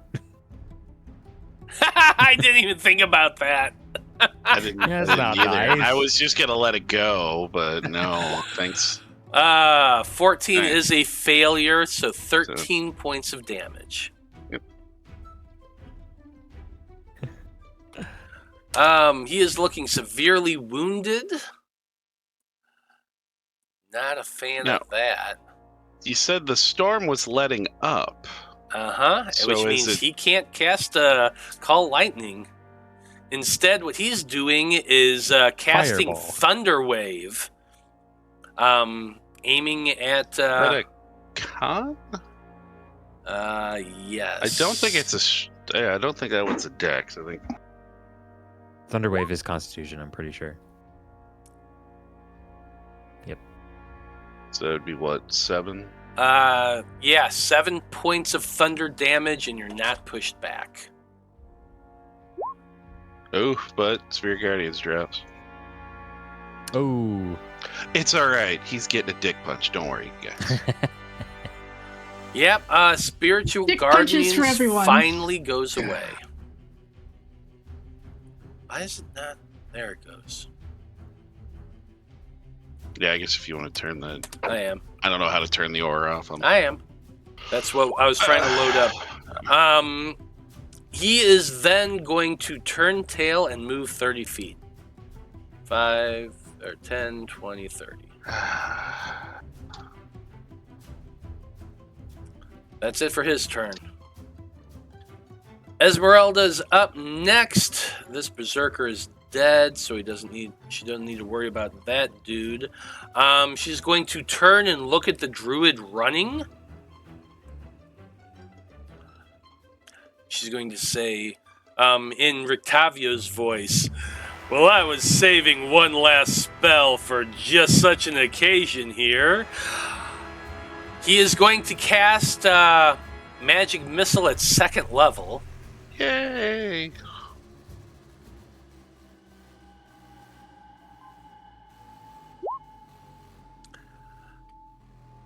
All of them going right at the druid. 14 is enough to take him out, so she just holds a hand out, blasts out 4 bolts of silvery light from her hand that all go flying, streaking towards the druid, who's running away down the hill, hits him in the back 4 times like heat-seeking rockets, and the druid just goes flying forward, lands in the dirt, and is not moving anymore. Is this what it feels like? To have someone steal your kill? Wow. It's just terrible.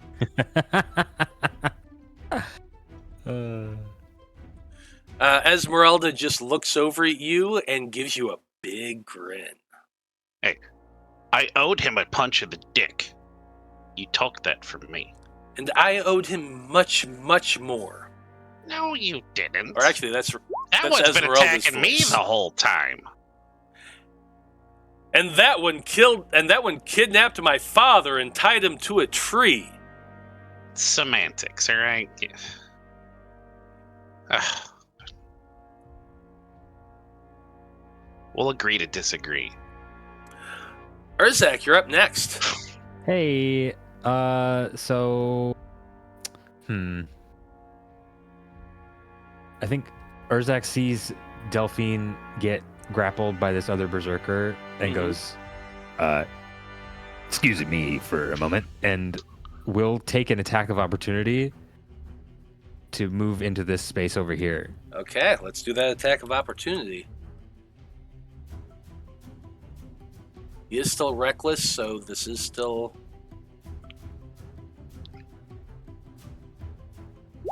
I don't need it with nat 20. I'm immune to crits. Yep, that's true.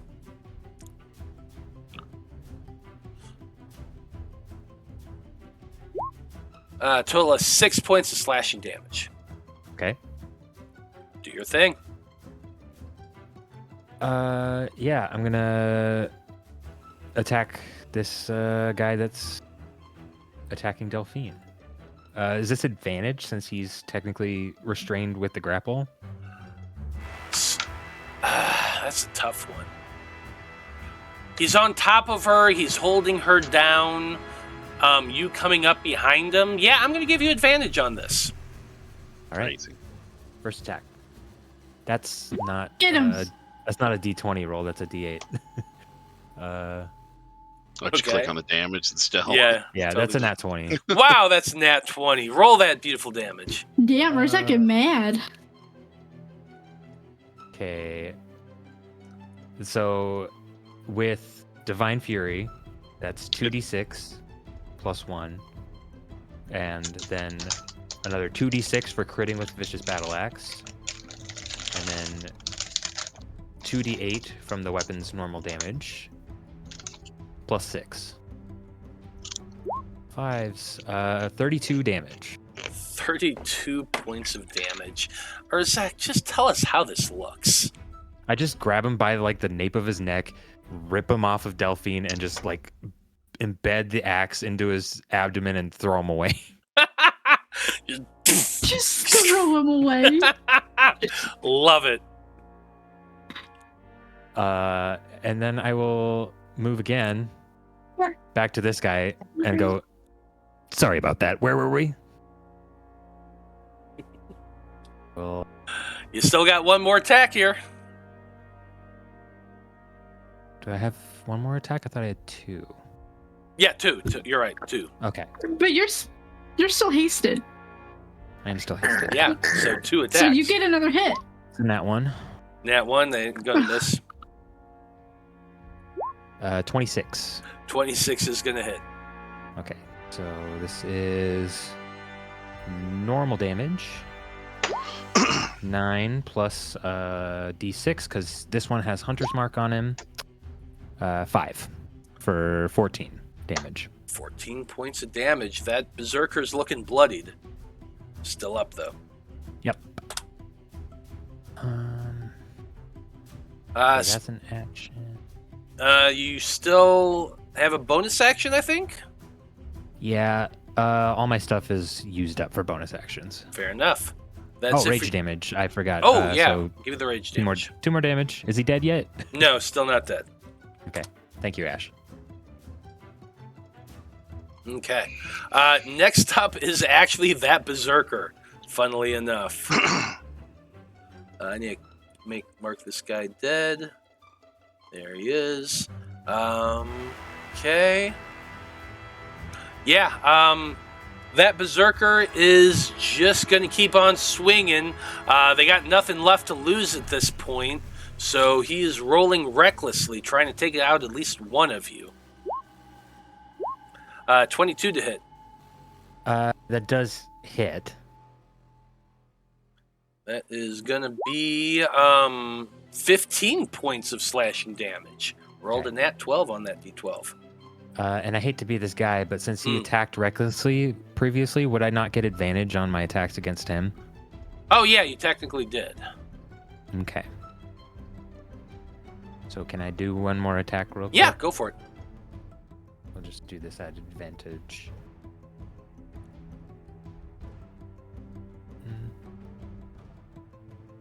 Yeah, we'll count to 10 and 26 is the first one. I crit again. Wow. So Okay. many nat 20s. 2d8. This has been a ridiculous critting session. 2d6 for Hunter's Mark. Yep. 2d6 for the Battle Axe. Mm-hmm. He's just dead. Plus 5. 32 damage. Well, go ahead and take off that extra 15 points of slashing damage because that would have absolutely creamed this guy. Tell us how that looked. I think he's just kind of, he totally like rode off this guy to go help Delphine out and just came back and is just like, whatever. Just slashes like cross section across the torso. Yeah. Absolutely. And with that, the last Berserker falls to the ground dead. So here we are, with everyone finally defeated. You look around. the four of you. Vide is in the circle just a little bit right now. Corwan is still outside the circle, along with Esmeralda, surveying the dead on the hill. Delphine, Urzak, you're inside the circle itself. Everyone's lying dead around you. And way in the distance, we've got Danika on her broom flying towards the group. Just a quick question to everybody. What are you doing right now? Are we still in turn order? You're not in turn order right now. Oh. Well, Cock would come up into there and start dishing out some healings. We're gonna save the 4th level, but we'll do a mass healing word to everybody. Unless Danika gets back in time to get it Danika's as not well, going to be but- getting back in the second it takes you to cast the spell, so no. and then this is going to be +5. We're acting So- in turn order just for, purposes. Like everybody's going to get to do one thing that takes 6 seconds, and then I'll get to Danika. So that's 13 to everybody. Okay, 13 points of healing to everybody but Danika. And I guess Esmeralda. Yeah. Isn't No, in it there, says yeah. we're out. Well, It they is would, if they came up into I would assume they would have come up into the circle. Well, yeah, I'll say that she's heading in that direction too. Like, we're trying to move a little bit slower. We're not going 6 seconds, but we are kind of slowing down just a little bit. I'm going to allow everybody to do something.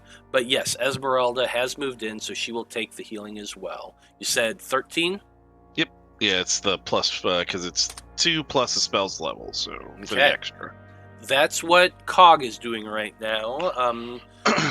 Delphine, Urzak, Vide, what about the three of you? I'm gonna stand up and walk over to Urzak and squeeze his hand. You did good, and I'm gonna give him a cure wounds. Are you hurt? No. Oh, Cog saw that. No, I'm not Not hurt. He's not going to say anything, though. So that's 10 hit points, right? Yeah. Urzak looks over at Vide and says, "Are you all right?" So Vide, being a reborn, does not need to breathe, but you see him take a deep breath and say, I'm still quite hurt. I will give you 20 points of lay on hands. I appreciate that very much. Where's Danika?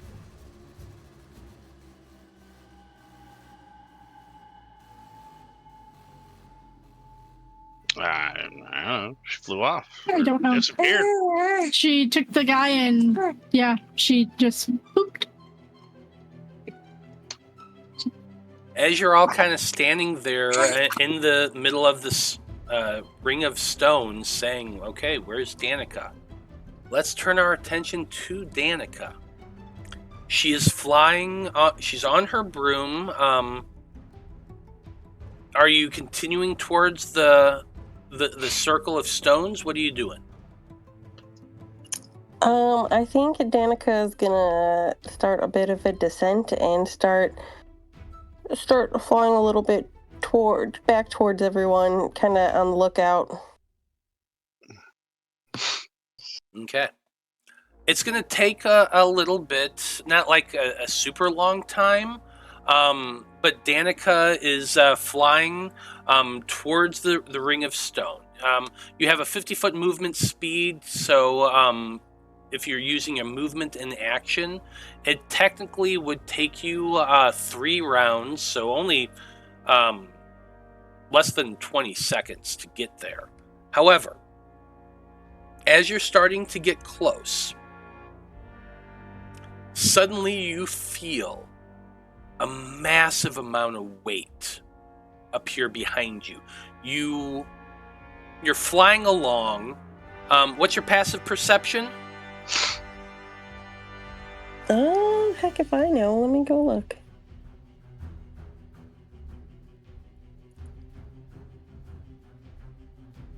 Just below your skills on the left side. I was like, I'm not even on that page yet. My skills on the left side.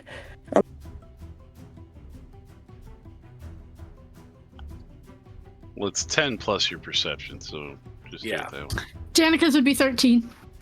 Yeah, 13, sorry. Then you definitely would not notice this approach.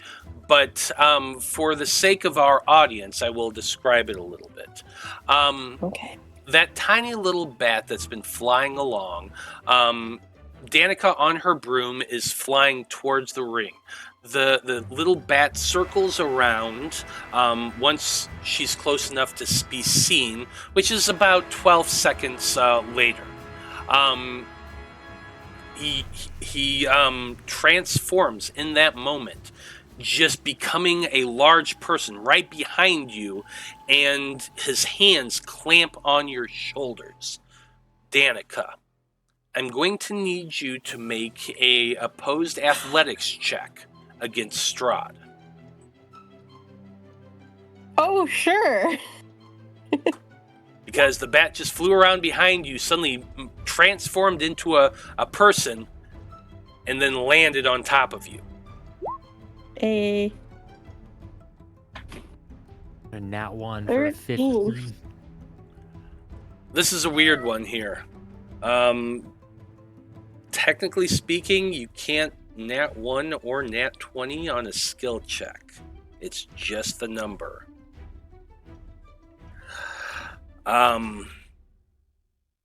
So here's what happens. Strahd appears, hits you. I'm going to rule that because he did roll a nat 1, he's not able to grapple you specifically, but he does knock you off the broom. And the both of you start to plummet. You said that you were descending. I'm going to rule that you are currently 30 feet in the air. So you and Van Richten and Strahd are all going to take 3d6 of bludgeoning damage as you hit the ground hard.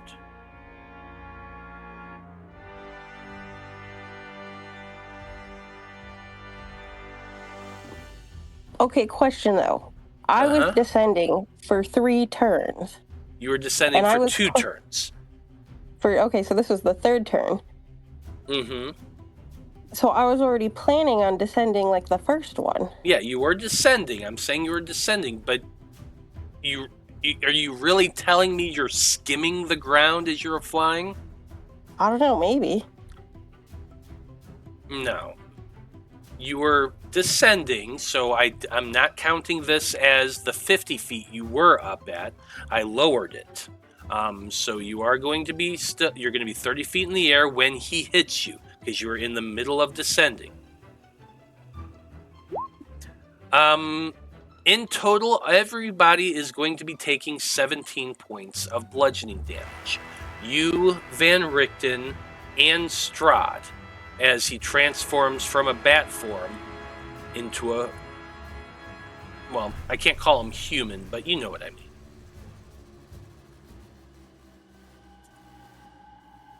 Okay, go on. All 3 of you land with a thud. So all 3 of you take 17 points of bludgeoning damage. Van Richten is in your pocket. You kind of land on your belly. You hit the ground. You're both taking that damage. I'm going to allow him to roll with advantage to wake up.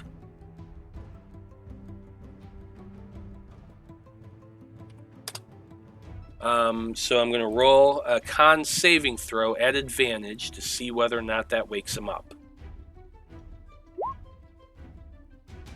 I'm lowering the DC because it is a sudden hit. A 14 is going to wake him up. You don't know that because he's in your pocket, but still.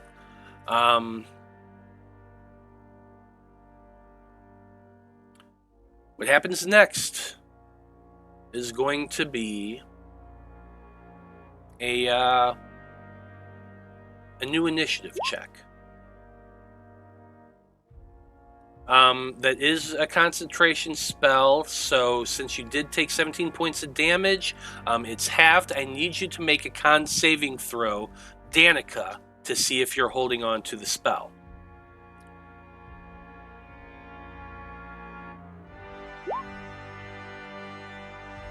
Shit. Danika wants that pocket alchemist. Yeah, she does. With a nat 20, you are still maintaining your hold of the spell.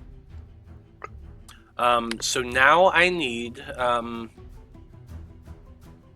I need everybody to roll new initiatives. Real quick. 21. 21. 22. Really? Sorry.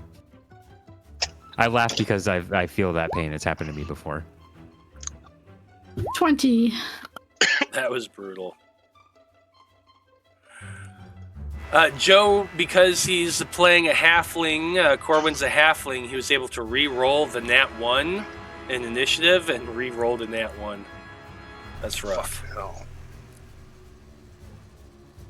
Okay, we are in turn order once again. You are all looking for Delphine. I want everyone real quick, before initiative starts, to have given me perception checks. That's Corwan, Vide, Delphine, and Urzak. 15. 24. 19 for Kanak. Wow. I'm going to rule that all of you would have seen... 19. Yeah, then yes, definitely. The four of you would see, like, Danika's on her broom. In the glow of the torchlight, you're around. You're kind of looking about, and you can see a silhouette in the night sky flying towards you, but then suddenly just plummet. And you would have seen that.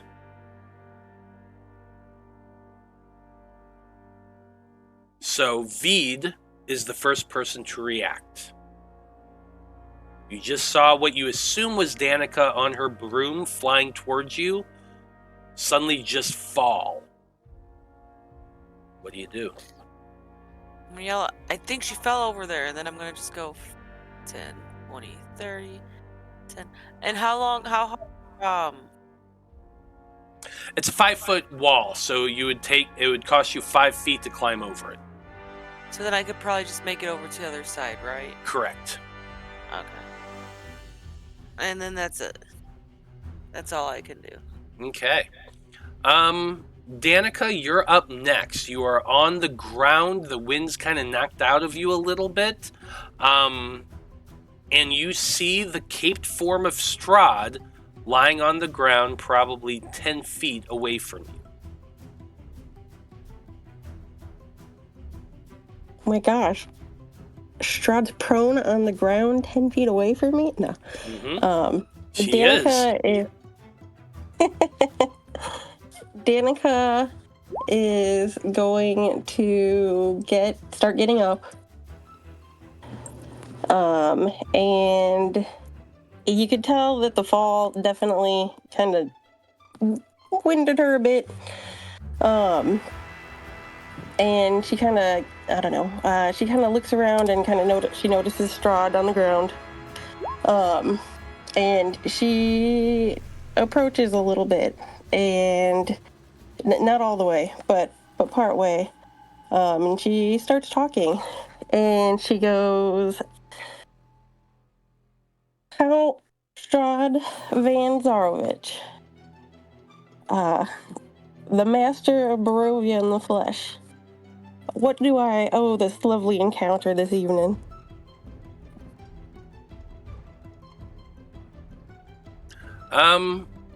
Strahd is lying prone right now. He's just going to look up at you.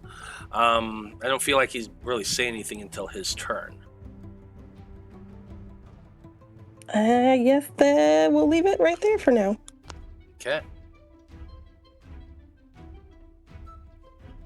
Urzak, you heard Vide's call of warning. What are you doing?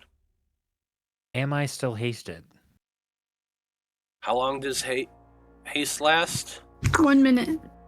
So we're going to say, let's see, it was cast. You went through 3 rounds, 2 rounds more. So you've got 5 rounds left of it. Okay.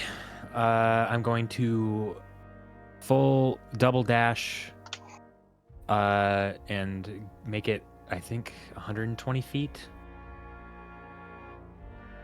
120 feet to do what? I think. Because my speed is doubled, or no, If he dashes and then the speed is doubled with haste, so it would 20. So if you're using your movement and your action to dash, and your speed is doubled because of haste, let's see, you'd get to right there. That'd be another 10 feet on top of it. And how much? What's your movement speed? 30? It is 30, so it's 60. You could also dash again with haste. That's true with your extra attack. So yeah, you could The get haste right would- down would to double him. it. You'd get right down to Danika basically if you wanted to. Or if you wanted to get between her and Strahd, you'd be using your movement, your action, and that extra attack action. I've got to protect Danika. I'm going to do it. Okay. You come charging, you jump over the 5-foot wall, landing lightly, and keep on running using your full movement, action, and extra action to get down right between Danika, who's standing there looking down at Strahd, and the prone Strahd. I turn back to Danika and I go, move. Oh, I need to do something with Strahd real quick. I forgot something. 1 second.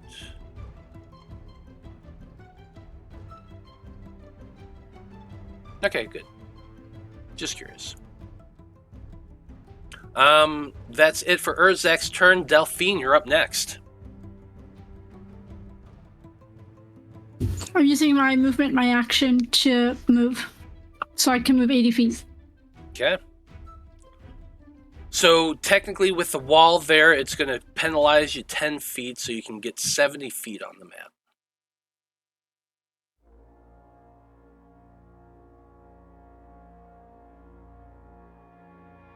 That's it for your turn. Can somebody move me? Yeah, I can.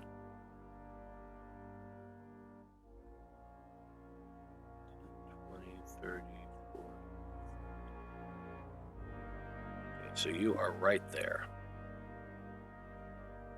Thank you. Got it.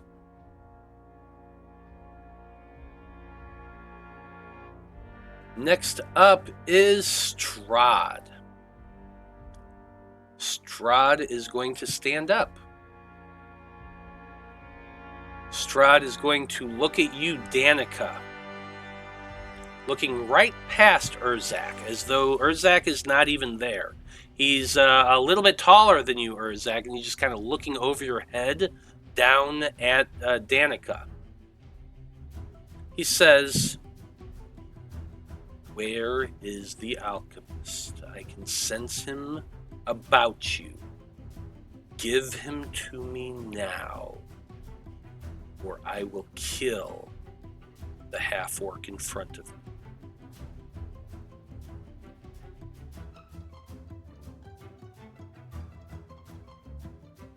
He's looking directly at you, Danika.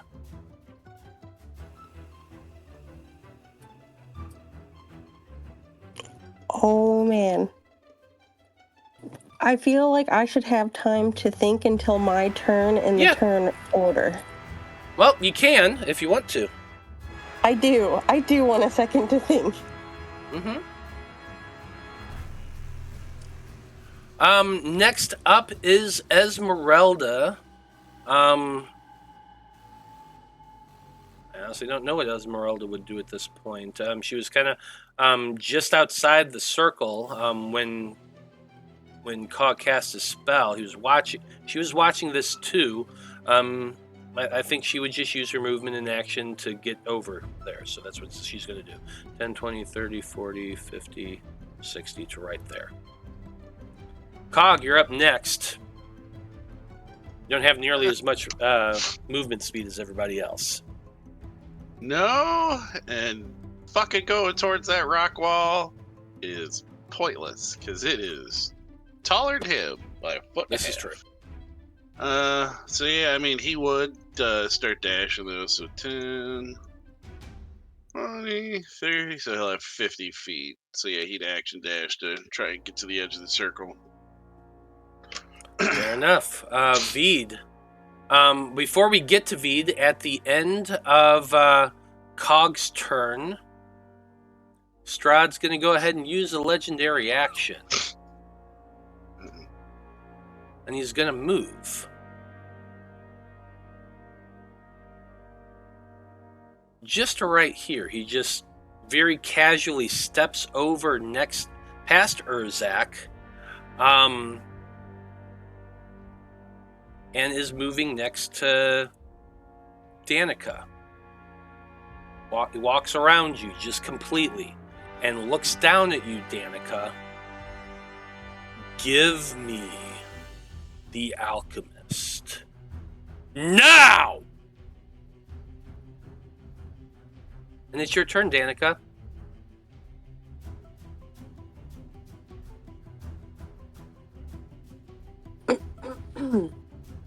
I feel like this is a great place to end the game for this evening. Oh, it's 9:30. Shit, I didn't even see that.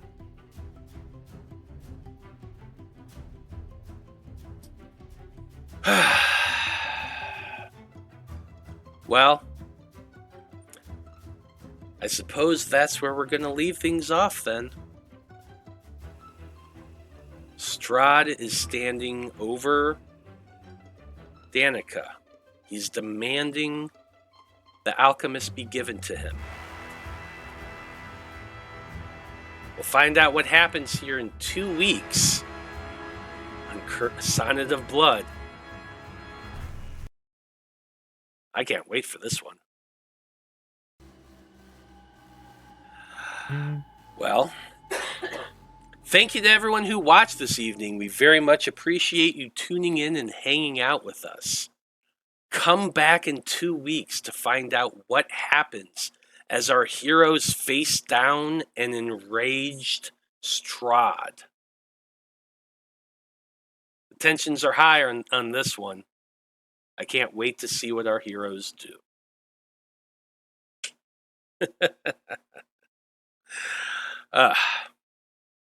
Well, as always, we like to go around the table and have everybody tell us who they are and where we can find them on the internet. And Urzak, you're the one who did the recap, so why don't you go ahead and go first?